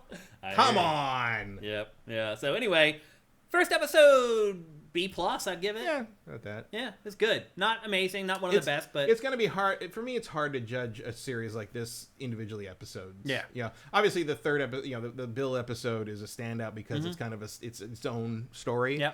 But so much of the first season, it's hard to judge it except as like kind of one long episode because they're all... It's very episodic. It's very serialized. Yeah. This may or may not be like, this... It could be different. The structure of the second game is so different. It's not just one big journey. We'll see. Yeah. I'm curious how they're going to bring in Lev and there's all this still stuff. a bunch of X Factors left. There's a lot left to see, and I'm curious how far they'll go. I assume the season will end at the same point as the playable character changeover in the game. Probably. It sounds like they're going for 2 seasons on this, and then maybe that's it. Like. They did say they're not going to go past the game. You won't go past the game. Showrunner just said it. So and then and Druckmann's like, don't count on me doing a third game. Last of Us 3. But I don't know. Like, part of me is just like, you probably don't want to start talking about Last of Us 3 while you're trying to get people to watch Last of Us 2, this TV show. Yeah, exactly. It's not the time. The time to announce that is probably like circa episode 8 of season 3. Yeah. You know. Yeah. And look, we'll talk about this first episode because it just kicked off and everyone's watching it and talking about it. We won't talk about this show again until it's over. Yeah. And maybe you and I do a spoiled or something like that for the whole season. Unless something like happens where like they change something drastically and we're like, oh my God, like, it's totally like different. earth-shattering something, then maybe we'll talk about it. But for the most part, we'll talk about it here for the first episode, and then we'll wait for all the episodes to come out, and then we'll talk about it again. Let's check and chat with you guys real quickly and see if you guys are saying anything. I'm assuming all you guys watched this last night, or actually not last night, the night before. Legacy. Abby in the game is supposed to feel like Joel gameplay-wise because her part of the game is supposed to be parallel. See, when you start saying, like, suppose, you lose me. I don't look at anything that way. I don't look at anything as supposed to be anything. It's just, this is your art, make it. I mean, that is the equivalent. Is she's the one with the bigger weapon, just like Joel was in the first game. She's the one that uses the big stuff and doesn't need to be stealthy if she doesn't want to. Although it's always a better idea in those games to sneak up on at least the first guy. Yeah, especially when they're human. Like, that's the thing I appreciate, and the show does that too. The most dangerous enemies in The Last of Us are people. Right. Not the click. Oh, Not the no, you're monsters. right. As it goes on, the clickers become almost nothing. Yeah. Like when by the last third of Last of Us 2, when I'd run into a zombie section, I'm just like, really? Can we just get through this, please? Like we know it's not gonna kill me. Like whereas like the fights with the humans is like this might go wrong real fast. Yeah, and they feel that way too in the game. Cinetyke says this IP feels like one of the few where experience of games does really make it different rather than just watching the show. Yeah, absolutely. Yeah, I'd agree. Maybe with that. not for the better though. Yeah, I don't know how that would be. I wonder what it would be like to watch the show without having played the games. I think I'd still like it a lot. Yeah, I would think so. I mean, it's kind of like Game of Thrones. It's like people who watch it without knowing the books versus people who watch it with the books. That's a good. To some degree, it's probably. I mean, it was harder for me to stick with the show of Game of Thrones knowing the books because I was like, oh, you're just going to leave that out? Well, right. I don't really care what you're doing if you're going to leave that out. Yeah. And sure enough, they left out a bunch of stuff that might be important later, and then they didn't even use the stuff they left in by the end of it. I imagine that will not be a problem on this show because it's not being made by hacks. But Mitchell says the reviews have said that the show ends pretty much exactly at the halfway point of the game. Yeah, that makes sense. Yeah. That's a tough cliffhanger. Yeah, it is. It is. Zed Saber Juno, keep in mind this show is not meant for the people who played the game. It's meant, but I mean, again, that's the supposed. He's right though, because you're making a show for tens or hundreds of millions of people, not the 14 million people 14 that million played the game. Play the game. Far, far, far more people will see this show. Yeah. In the game, they recognize Joel right away in the first scenes. He introduces himself. Yeah. Cinetyke also says, enjoyed the first episode, but also felt like the games are just so good. It feels like it really shows there's a value for games you can't. They put don't in know TV who Joel form. is early on because he's helping them get away from the zombies, right? And they're just working around to get, and then they finally get away and they stop in that room and they're just like, okay, we're and he's like, I'm Joel, and they're like, I'm Joel, and they're like, what the fuck? Like they suddenly realize who he is because it's not like Joel is unique in being a 50-ish. What does they say? He's 50-ish, 6 feet tall, and really handsome or something. Yep. Like, I think they said 6'4" or something like that. Yeah, he is pretty. He's a big dude. I don't think Pedro Pascal's that tall, but Justin Ontario says Bella Ramsey was diagnosed with autism during the first season. Yeah, I didn't know that at all. Wow. Congram says I find Bella Ramsey just too short and hard to think she could take down a grown man. It is a little leap you got to make there. I mean, I think the redesign of Ellie's character model in the second game does make her a little more muscular and athletic. I mean, she's not Abby, but she's grown up. It's 5 years later, she's bigger. Whereas like Bella, there just hasn't been enough time. And also, it doesn't help that everybody's in the winter gear and you can't really see how big anybody is. And there's, Ellie. I mean, this was true of Ellie in the game as well to some degree. But there's moments where I'm just like, who let her on a horse? Right. Like she's so small on this giant horse, and you're like, oh my god, it is kind of funny. Don't fall off. Emperor Dina Gestalt too. Dina's actress too is a little small for the yeah. It's like, oh my god, are you all right? Because she's literally like 5'2" or something. Yeah, they're both really small. Emperor Gestalt 84, thank you for Twitch Prime. Cinetyke says Dina's probably the best TV casting. I definitely knew exactly who she. I mean, I think Joel's the best TV casting because she's like, yep, that's Joel. It really is him. Yes, California gets 6,000 FanDuel DraftKings ads a day. That is one thing that it's like we do have gambling here because the ads just run non-frickin' stop. Because you can play fantasy here, daily fantasy here. You just can't gamble on games because they consider daily fantasy directly on the event. They consider fantasy a game of skill. And they don't think that gambling is. The more I play fantasy football, the less I think it's a game of skill. Okay, I think that's all your comments, unless there's a couple at the end here. There is. Erebus Jones says, I haven't played either game. Wow. Holy cow, man. And I thought the first season was brilliant. Okay, that's awesome. Cinetyke, have you read The Count of Monte Cristo? Never thought a video game could remind me of that. I see that comparison. And Draylock says, I've watched Last of Us 1 story and never played it, seen much of 2, so I'll be fresh to it. Okay. All right. Well, there you go. Those are our impressions of the first episode of The Last of Us Season 2 on HBO. It's good. I'm hooked. I'll be watching all the other episodes, and I'm hoping for some more kind of feature episodes like episode 3 from last year. I think there will be more of those this season than there were last year or last season. They know where the bread is buttered. I'm just sad we gotta wait. Well, that's how they won their awards, right? I'm just sad we gotta wait till next season to see the Rat King. Right. Yeah, I'm very curious how they'll do that I thing. wonder, too, how that's going to happen. I'm not 100% sure. But one thing I'll say is, like, a lot of the times with this show where I was worried about how they would handle something, my worries were misplaced. No, that's why I'm interested, because I bet the show will find a way to handle it that doesn't feel as ridiculous as the game did. Because the game was like, did I end up in Resident Evil 5 and no one told me? Like, what is the, like, that fight is completely out of left field compared to every other thing in both of those games. Yeah, like, right. It's like, what is going on here? Yeah. So I'm curious how they'll play, or if they'll even leave it in. They may not even be in there. Yeah, they may take it out. We'll see. I can't believe that makeup team is going to look at that and be like, "Oh, well, we can do some shit." Because that stuff is pristine in this series. It really is incredible. Yeah, there's no doubt about it. All right, it's time to move on. And next up is the lightning round. That's right. It's time for us to go through some of the smaller stories from the week very quickly, with Matt Keil providing his commentary on each one. Let's see. This week we have 6 stories to get through in our lightning round. Are you ready to do this, Matt? Yep. Okay. Do you peek at these, by the way, before we do them? Yeah. You do? That's good. Okay. Pachter never wants to look at anything like this before he records, and I think it's to his detriment sometimes. Sometimes it's good. It makes him fire off the cuff, but sometimes he just gets some stuff wrong. So anyway, here we go with our lightning round. You ready for the first one, Matt? Mm-hmm. All right, here we go. The first topic in this week's lightning round. Matt, the price of the PlayStation 5 increased again. Big deal or not?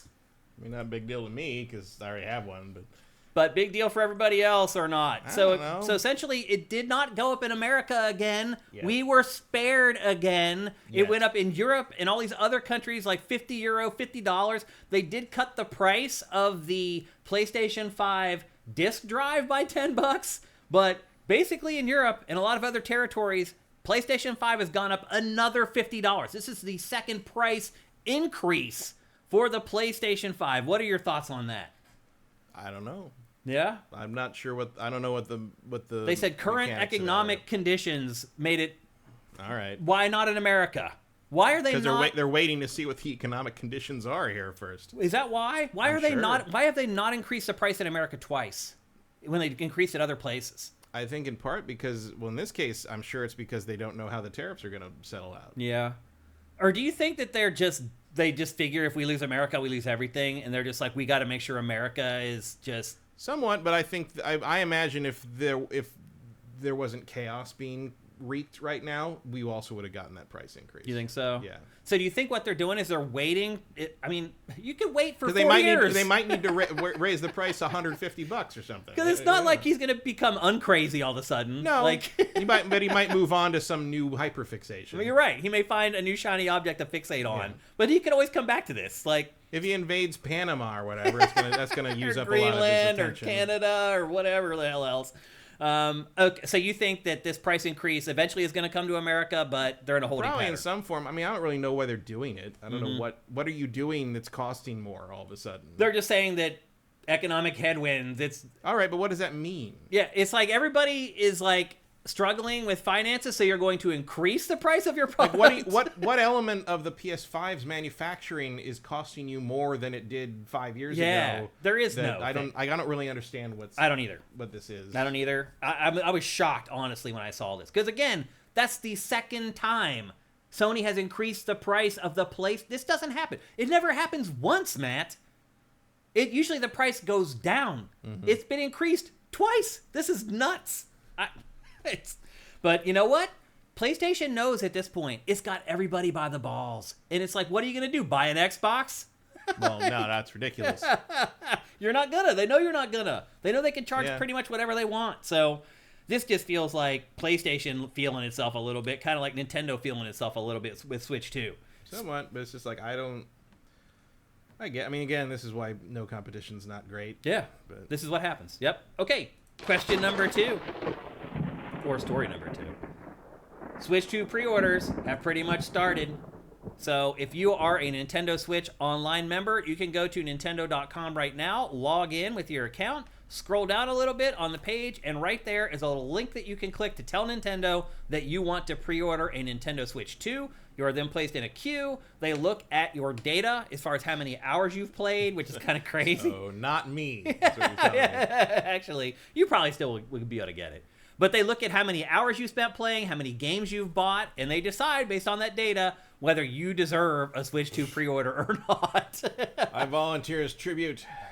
And then on May 8th, they will send out the first round of offers to pre-order the Nintendo Switch 2. So basically, pre-orders are opening up here in a couple weeks, but if you want to be a part of that first wave, you probably need to go onto your Nintendo account and let Nintendo know that you're interested in ordering the Switch 2. Do you think this is a good way to do this, Matt?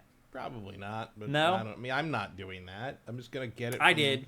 I'm just going to get it from a store if I can. And if not, oh well. So Nintendo did say if you do order it from them, it will be delivered morning of launch day. So you don't have to worry about it showing up like a day late or 2 days late. So I did commit to one. I don't know if Nintendo will send me one. They did send me a Switch 1, but I don't know if they'll send me a Switch 2. I have no idea. I should probably reach out to them and ask. But I just covered my ass. I'm like, Nintendo sends me one. Actually, will I be able to sell the other one? Who knows? I don't know. I mean, that's the scary part, is that I could get stuck with this unit that nobody wants because the price is so damn high because of the tariff stuff. So I think it's a good way to reward. It's a good way to throw off at least some scalpers. Somewhat. It's just my experience with that same kind of system with trying to get one of like the N64 controller or something has just been disastrous. Yeah. So, I don't know. Maybe since they'll have more stock for this, it'll be better. But like, I'm more inclined to go with an actual store. I like that Nintendo's trying to stop scalpers and trying to reward its biggest fans. At least it's an effort. Whether it actually works out or not, who knows? But at least Nintendo's trying. So I'll give them a couple points for that. Okay, the third story in today's lightning round. Right now, IGN has an exclusive on... let me see if I can find the... I don't have it. Just 1 second. Just give me 1 second, people. Right now, Nintendo has an exclusive on The Outer Worlds 2. It is previewing the game. It showed the first raw gameplay of the game last week, Matt. I don't know if you watched it or not, but it was incredibly, crushingly disappointing. It's literally someone walking around an environment as slow as possible, because if he walks over a crawl, the entire screen tears in half from VSync, and he just walks around and looks at stuff. This game, seriously, is supposed to come out before the end of 2025. Is this cause for alarm or not? No. Okay. Why not? Because any kind of demo they're running on anything like this is going to be months old, and they got time to get it done. We'll see. You just figured that if you're going to, and having been someone who's did this for years at Game Trailer, setting up big exclusive rollout plans, that's a red flag. To set up something with an outlet to blow out coverage of a game across like a month or whatever, and to present media like that is out of the ordinary for sure. Not necessarily means that the game's way behind or it'll be crappy when it comes out this year or maybe delayed, but just having experience with a lot of that stuff, I've not seen, other than like when smaller indie publishers would try to get us to do stuff, I have not seen a game look that rough for something like that. So it was a little surprising to me to see it in that state being shown, because it's IGN, it's a big blowout. This is our cover game for the month of April. They promote it on all their pages, all their social media and stuff like that, and then to look at the game and see what they shared, I was a little surprised. But you think it's fine? You don't think it portends that maybe it's delayed or anything like that? Not in any way. Okay. All right. Question number 4, or topic number 4, yet another version of The Last of Us Part 2 was released this week. It's like the 5th iteration of The Last of Us. So the new collection has the remastered versions of The Last of Us Part 1 and The Last of Us Part 2 and all the DLC and no return for $100. You can get the collector's edition for $110, which is kind of crazy. Just for $10 extra, you get all this stuff in the collector's edition. But Matt, can you remember another game that's been re-released more times than The Last of Us Part 1 and The Last of Us Part 2? I mean, maybe Super Mario Brothers. Tetris. Like, you got to go back a ways. Those are the games you're talking about. Street Fighter 2. Yeah. I mean, it makes sense. You want like this Marvel vs. Capcom. Yeah, there's only three releases of that. Really? Of the original, yeah. Interesting. I thought there were more. I guess now, if you want to count the 1-Up Arcade and the collection that just came out as separate, then there would be 5. Yeah. At what point? That was across 22 years. Right. So. At what point have you wrung the well dry? Well, this is not an issue. Yeah. This is so that when people who are watching the new season go look up Last of Us, they find a complete edition. With both for games. sure. Yeah, that's all. But I mean, it was already kind of there. Is the point? Like, right? But you want it to be easy for people that don't know shit about shit, which is what you're going to run into with this. Yeah. So people will just Google The Last of Us, and this will be the top result, and they'll just click buy, and off they go. Yeah. Okay. And you get $100 out of them instead of 60. Is it right? Is this the last one? No, because when they put 3 out, they'll bundle them all together in some complete edition after that, too, because when the third one gets adapted into 2 more seasons. You're probably right about that. Okay, let's go on to the 5th story. In a real shocker, the first rumors of Nintendo Switch 3 have surfaced this week, Matt. Yeah. Settle down, people. It's just exhausting. I mean, I'm sure they're working on it. Yeah. PS6 development's been going since 2020, right. I'm sure. But it's like, okay, like, I promise you don't need to worry about that for a while, if ever. So Intel claims that it has locked down the chip for Nintendo Switch 3. That it will produce the GPU, and I mean, Switch is generally... What'd you say? It is a Dorito. Yeah. That's kind of a big deal, though, Intel getting that contract. Yeah. Because AMD has handled how many consoles for Nintendo in a row now? 3? At least. Yeah. Yeah, so that's a big change. But yeah, people are talking about Nintendo Switch 3 already, but that does show you what Matt and I say all the time, is that, like, this hardware development, R&D, is ongoing constantly. Like, before their current console is launched, they're working on the next one. I know it's hard to comprehend, but when you're working on the hardware team, Switch 2's done. It's in manufacturing. It's finished. They are now working on the next platform. It does make me a little nervous because I feel like it is going to be a Switch 3 if they have signed a deal with Intel. Because they were talking about a chip that has both the GPU and the CPU on the same chip, kind of like what they do with NVIDIA, which means that the next console is probably also going to be a hybrid, which means probably that's what we're going to get from Nintendo until we die, Matt. Is Switch whatever. It'll be Switch 7 by the time. Until one of them just doesn't sell. Yeah. And they have to figure out something else. Yeah. What would that be? Who knows? If we knew that, we'd be at Nintendo. We would, no, we wouldn't. Right. Because they'd be like, you're too crazy. Like, not yet. You need to dial it back a little bit, Gaijin. Like, seriously. It is crazy to think about Switch 3 at this point in time, but they're working on it already. And then finally, the last story for this week's lightning round, Matt. This morning, after all these rumors have been flying around for forever, it's revealed that the Elder Scrolls 4 Oblivion remaster is coming next week. Are you going to play it? Yeah, probably. You're going to play it again? I don't know if I'll finish it. How many times have you played Oblivion already? Once. Just once? I didn't... So Skyrim is the only one that you played a bunch. I played Morrowind twice. Okay. I didn't find Oblivion very interesting. I agree. Yeah, I feel the same way. The combat was very by rote and wore out its welcome very quickly. I think Cyrodiil is kind of a boring location. I think Oblivion is even more boring. I mean, I liked it, but like I was really done with it at a certain point, and then it continued for 40 more hours. And I finished all the DLC and everything, but it was basically a grudge match. Like I didn't like the whatever I can't remember the name of the DLC that was like where you with Sheogorath, the god of madness or whatever. Yeah, I know what you're talking about. Splintered Isles or whatever it was. Like Shattered Isles, something like that. Yeah, I brute forced my way through. I was so powerful that nothing could touch me. So I literally like death marched my way through that whole thing, and I was like, yeah, get on with it, dude. I just want the achievement for fucking finishing this thing. Do you think this could become one of the best-selling games of 2025? It could. I think it really could. Shivering Isle. Shivering Isles, yeah. It could. Especially if they've updated it a little more. I mean, we'll see. Like the pictures that leaked this morning are pretty substantial. Yeah, they're a huge upgrade. They're calling it,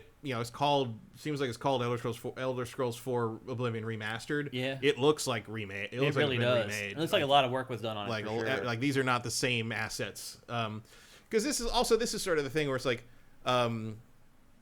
Cyrodiil's just all this. Yeah, it's just green everywhere. Like Skyrim had more variety to what you saw. Although I did like, people have been complaining. It was like, oh, it doesn't look as bright. Yeah, because they don't have bloom on everything now. It looks a little dimmer because it's not like shining a giant green flashlight in your face all the time. HDR makes a big difference in modern games. Yeah.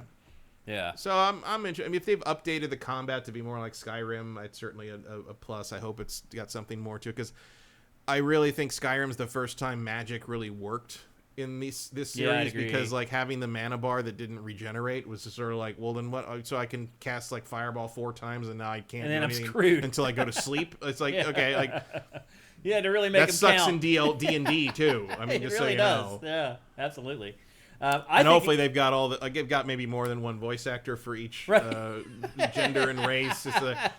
But I mean, that may not be changed. Yeah, I don't know. I mean, nothing. The of all the little clips and all the little like viral things of all video games of all time, I think one of maybe the top 5, top 3 maybe that makes me laugh every time is the one where it's just like you're looking down at this big snowdrift and this guy's like standing there, goes, "More snow, we need more snow, I love snow," and he goes to look over and there's like this wood elf, like just his head sticking out of the snow, and he goes, "Indeed." And like it just fucking kills me. It's funny. Look up Google Oblivion Indeed video. Just it's put it on loop. It's beautiful. It's one of the most flawless little emergent like things I've ever seen. That's great. Okay, well, that's it for our lightning round, which means also this has to mean that like the new Elder Scrolls is like 4 years away, right? Does it? 3-4 years. Like, at least. You don't sell somebody that and not be like, "Oh, we got another one coming in like 12 18 months. It's yeah. like, no. No, it's definitely not happening. This thing's probably a PS6 game. Yeah, I think it is. Yep. Well, there's just one thing left to do for GameFace episode 429. And of course it is...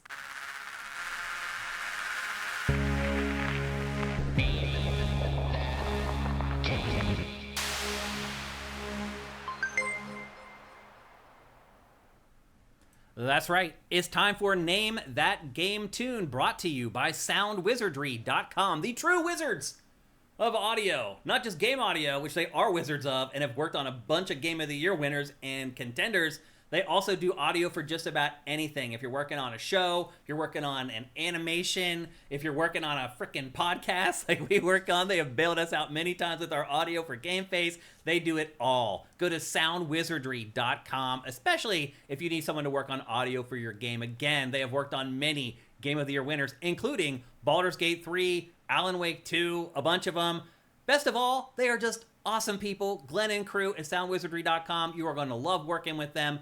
Hit them up. Go to soundwizardry.com. Contact them there for any of your auditory needs. And now, it is time for Name That Game Tune, where I play 5 samples from a video game, and you try to guess the name of the game before Matt Keil. The samples could be the soundtrack, it could be voice acting, it could be sound effects, it could be anything. And they become more obvious as we go on, so the first couple are hard to get. By the time you get to the 5th one, hopefully everyone can get it. Though, we've only had one winner in the last 3 episodes of Name That Game Tune. So, put your thinking caps on here. Let's see, let me get everything lined up. Let me make sure Matt's headphones got some audio in them.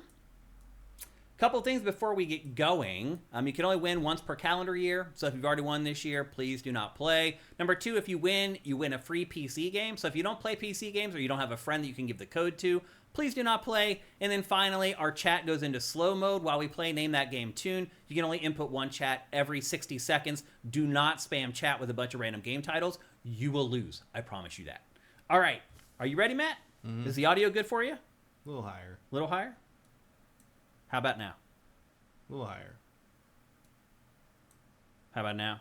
That's good. I can hear my echoes. That's how I know we got it right. Okay. Let me get everything queued up here. Actually, I'll bring in those files. I'll bring them in right now. Okay, we're ready to go for Name That Game Tune. You ready, Matt? Mm-hmm. Okay, here's the first sample. In 3, 2, 1.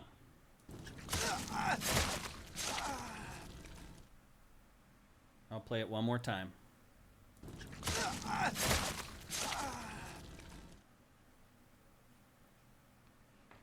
All right, let's see if we got any guesses from that first sample. Left 4 Dead, no. Peter Jackson's King Kong, the official game of the movie, no. Far Cry 3, no. Dark Souls, no. God of War 2018, no. Sekiro, no. Diablo 4, no. Demon Souls, no. Dying Light, no. Chivalry, no. Although I'll tell you this, Chivalry was the alternate for today. I almost did Chivalry, and I realized as I started grabbing the samples for it, they all sounded the same, and I couldn't get enough samples to do it. But that's funny that you guessed that. Mondas Fight Palace, no. Evil Honey 5, that's not right. Tenchu Z, no. Assassin's Creed Shadows, no. Two guesses for that, but no, not Assassin's Creed Shadows. For Honor. Not For Honor. Nope. Kingdom Come Deliverance, nope. That's not it either. I'll say this, I did try to make it easier this week because people aren't winning, so we'll see if I did or not. I don't want people to get on the first one ever, though. Any more guesses before we go to the second sample? Going once. Skyrim, no. That would be very, very sneaky of me, wouldn't it? Gorn, no. Wow, you really pulled that one. VR Arena Brawler. The Last of Us, no. That would also be very sneaky of me if I did that, but it's not. Kingdoms of Amalur, no. Ghost of Tsushima, no. All these late guesses coming in. Any more before we go to the second sample? Going once. Going twice. Sold! All right, here we go to the second one. In 3, 2, 1.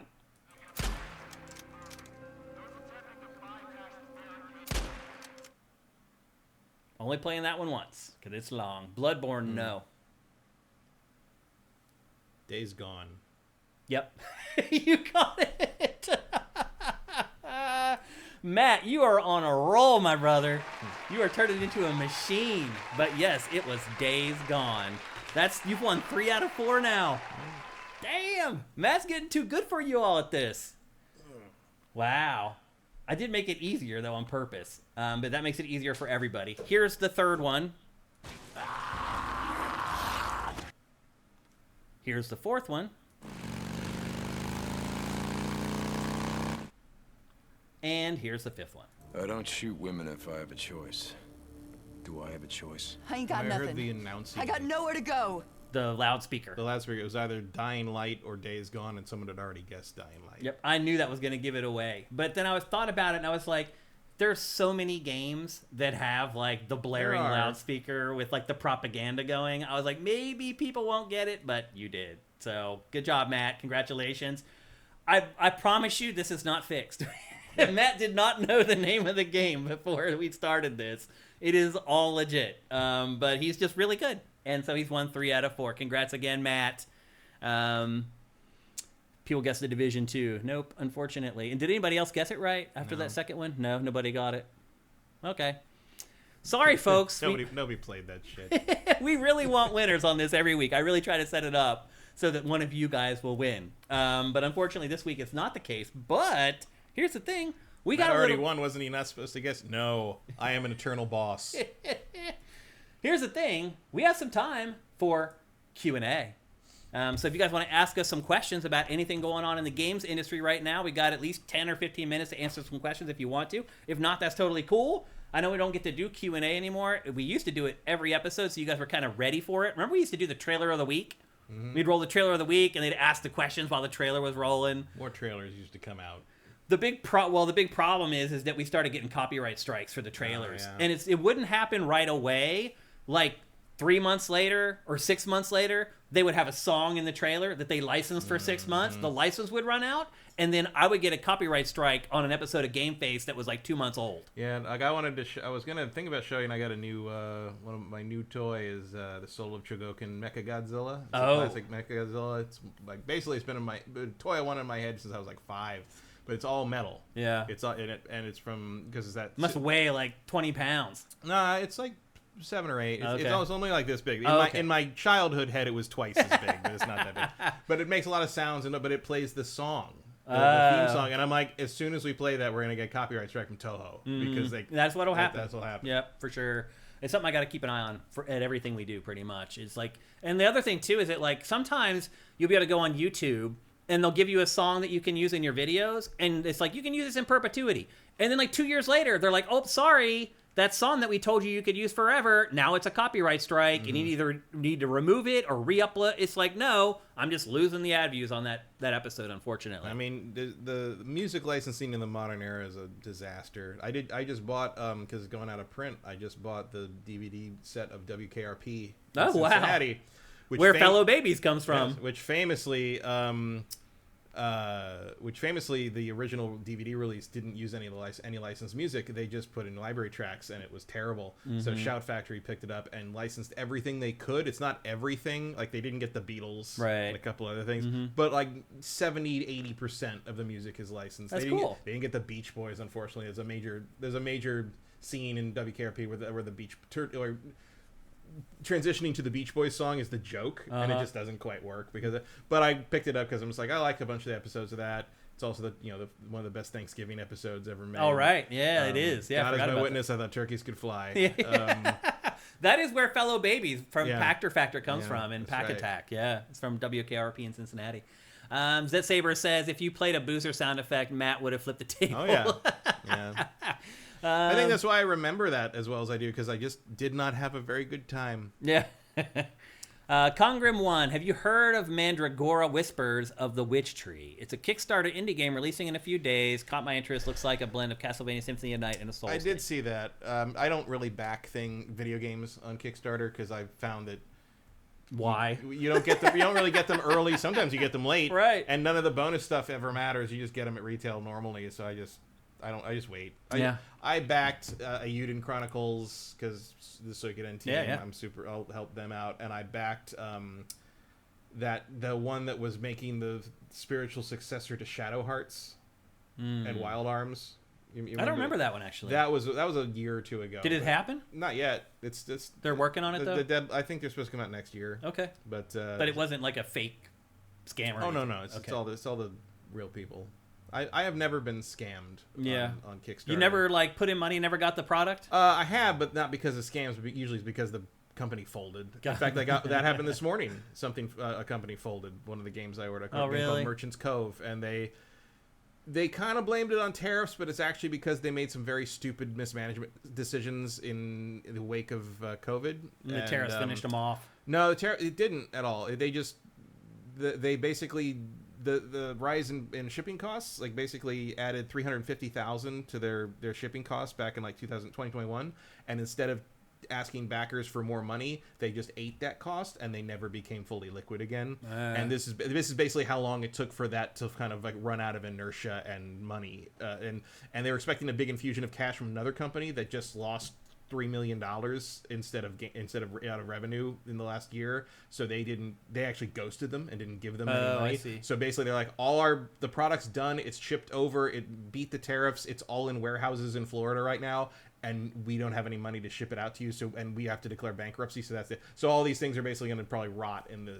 And a few. This is actually the game I mentioned earlier that some people in Canada already got it. Yeah. So some of them have a rare collector's item, and the rest of us they're probably going to get dumped into the sea. And you'll never get your money for it back. No. Yeah, because they filed bankruptcy. Yeah. Because that's crowdfunding. You're throwing your money in a hole and hoping that something pops out 2 years later. That's true. Yep. Drelocks, how much do you think I can sell my Switch 1 for after the Switch 2 is released? So we know. So if you have a Switch OLED, GameStop has already actually put out the trade-in program. I think they give you $150 for an OLED or something like that. Pactor thinks that if you have the OG Switch, you'll probably get $80 to $100 for it. Yeah. So I don't know what I'm going to do with my OLED. I don't know whether I should keep it or sell it, or I don't know what to do with it, actually. I don't know what to do with my OG. Yeah. If I get a Switch 2. Right. Yeah. I mean, I'll probably just keep it. $100, it's not worth the hassel. No, I might give it if somebody I know wants one. Yeah. Maybe do that. Yeah. Give it to a nephew or something. Or give it to I don't have any of those that are young. I mean, I think my niece that are of age yet. I don't know. My sisters were getting busy early, Kyle. Yeah. I'm not even kidding. For whatever reason, my sisters had kids really young. It's kind of bizarre. What else we got here? I mean, my sister didn't, but my niece and nephew are in their teens. Well, you can get them a Switch. They'd be cool. They already have them. Yeah. Retro Modern Gamer, not game related. Wonder if Matt checked out the 20-minute music video by Blood Incantation, the Stargate. That is like a small indie sci-fi movie, and so what he thought of it. I did not.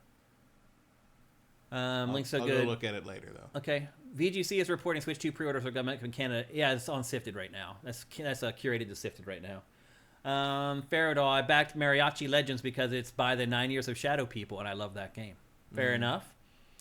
That's it? You guys don't have any other questions for us? Erebus Jones, now that people are happy enough to spend $20 to look like their favorite teeny bopper in Fortnite, is it time to reassess the impact of horse armor DLC on the zeitgeist? Probably. I mean, that was certainly the domino effect to end all domino effects. Squishy Muffin says, what made you go, I'm going to choose Days Gone this week? Just curious. So people have asked this, and I didn't answer it in Ashley and anything. I'll answer it here. How do I come up with the games for Name That Game Tune?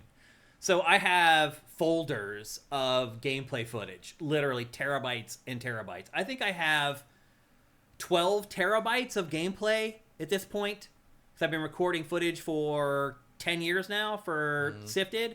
And the last 6 months I've been recording all footage in 4K for our live reviews and stuff like that. So I have terabytes and terabytes of game footage. So I have one drive that is 8 terabytes and it's just all gameplay. So I just go into that folder on that drive and I just sort it by title and I just start looking at the games that I have recorded in there. And if something catches my eye, it could be different every week. It could be I watch a trailer about a game and so it's fresh in my mind. Or we haven't talked about this game and I really like it. Or I think about competitively, how many people are going to get it? Because I could really make it so you guys never get it.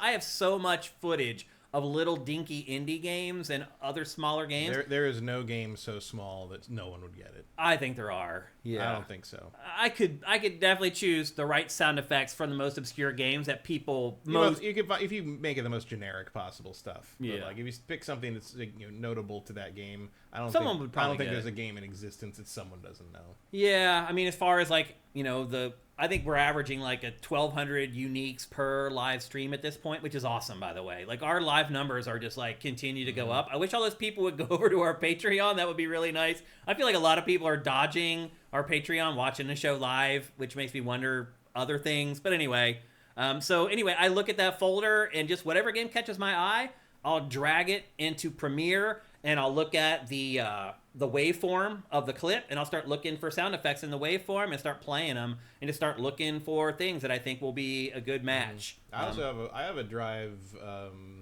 somewhere. I'd have to find it, but I have a drive it's a couple terabytes of older PS2 era stuff. Oh, really? That I did for a show I did about 7-8 years ago. You could dig through that sometime. I would love to. If you want to pick older stuff. I'll say this, everything that we do now is way faster and easier than it was when we first started, because when I first started, I had to build everything. I had to have footage for everything, trailers for everything. I have all that now. I have the logo of every company that's ever existed in the games industry. In case there's a story where their thumbnail is broken or whatever, I can just throw it in there. Working on SIFTD has become easier over time as I've built up these archives of media and screenshots and trailers and all that. Now when we're editing shows together, you don't burn a lot of time looking around trying to find the stuff. You just grab it right away. So it's made creating content for you guys a lot easier over time. But that's how I come up with Name That Game Tune every week. I just literally look through a folder of a bunch of game footage, find a game that strikes my fancy, and then start going through that footage trying to find the sound effects. It takes a lot of time. It's really disappointing when I spend 45 minutes working on Name That Game and it ends in 3 seconds. It happens. It's just the way it is. Anything else before we go? Retro Modern Gamer, do you think Oblivion Remaster will come out this month as a shadow drop like the rumor, or will they build hype up for it like a normal game and then release it? Grub says it's coming next week. Yeah, I mean, they're saying it's launching next week. Yeah. I wouldn't be surprised if on Friday we get a trailer for it and then it comes out on Wednesday. Yeah. Or we get a trailer, go get it right now. I'm curious how much it'll cost. Yeah, $50 would be my guess. That would be about the limit, I would think. And they will put it at the limit. Or, I mean, it's they will. It's probably on Game Pass, right? Yeah. So anyway, all right. Well, that's going to do it for GameFace episode 429 right here on SIFTD Games at SIFTD.net. Just a reminder before we go, once again, we are supported 100% at patreon.com/SIFTD. That's SIFTD. We'd really appreciate it if you're somebody who watches the live stream every week. Even if you just want to give us $1 on our Patreon a month, maybe not even the full $4, everything helps. And I would hope that if you are watching the live stream for free every week, that you are at least giving us your Twitch Prime. That would be really awesome. Again, if you are an Amazon Prime subscriber, that is completely free. You are sticking it to Amazon. 2 clicks, you can give us $2. You have to do it every month. Once you've connected your accounts, it literally takes 3 seconds to give us $2. If you can't find it in your heart to do that, I don't know what to say. You're killing me here, Larry. And even if you don't have Amazon Prime, you can help us anyway. Just like the show right now. Ring the bell. Leave a comment. It all matters. It's so funny how much it matters. Comments matter. Like when a show first goes up, you can tell. Like if we post a show on YouTube and it's up for like 10 minutes or 15 minutes and doesn't get any comments, that episode is doomed. It is not going to do any views. It is going to die on the vine right then. It is insane. If I put up an episode of anything of our shows and we get a couple comments in the first 10 minutes, the comments just keep coming because it starts shoving it out into people's algorithms. It really matters a lot, people. That's why I say it's interesting to see which weeks I get, because the show will get pushed in my algorithm sometimes. Mm-hmm. And it doesn't happen every time. Right. Yep. And it's all that stuff that's coming into play. So again, even if you're completely flat broke, and I get it, a lot of people are right now, you can still help us. All you got to do is just click the like button. Yeah. It's so easy. Just write it. Those guys look weird. Yeah, I don't care what you even write. It doesn't matter. It's just the comment there and the like there. That data tells YouTube to send the show out into all these people's algorithms so that they see it. And that's how we get new patrons. You see that all the time. That's how we survive. Some of the smaller board game channels, you see people just like, hey, commenting for the algorithm. Yeah.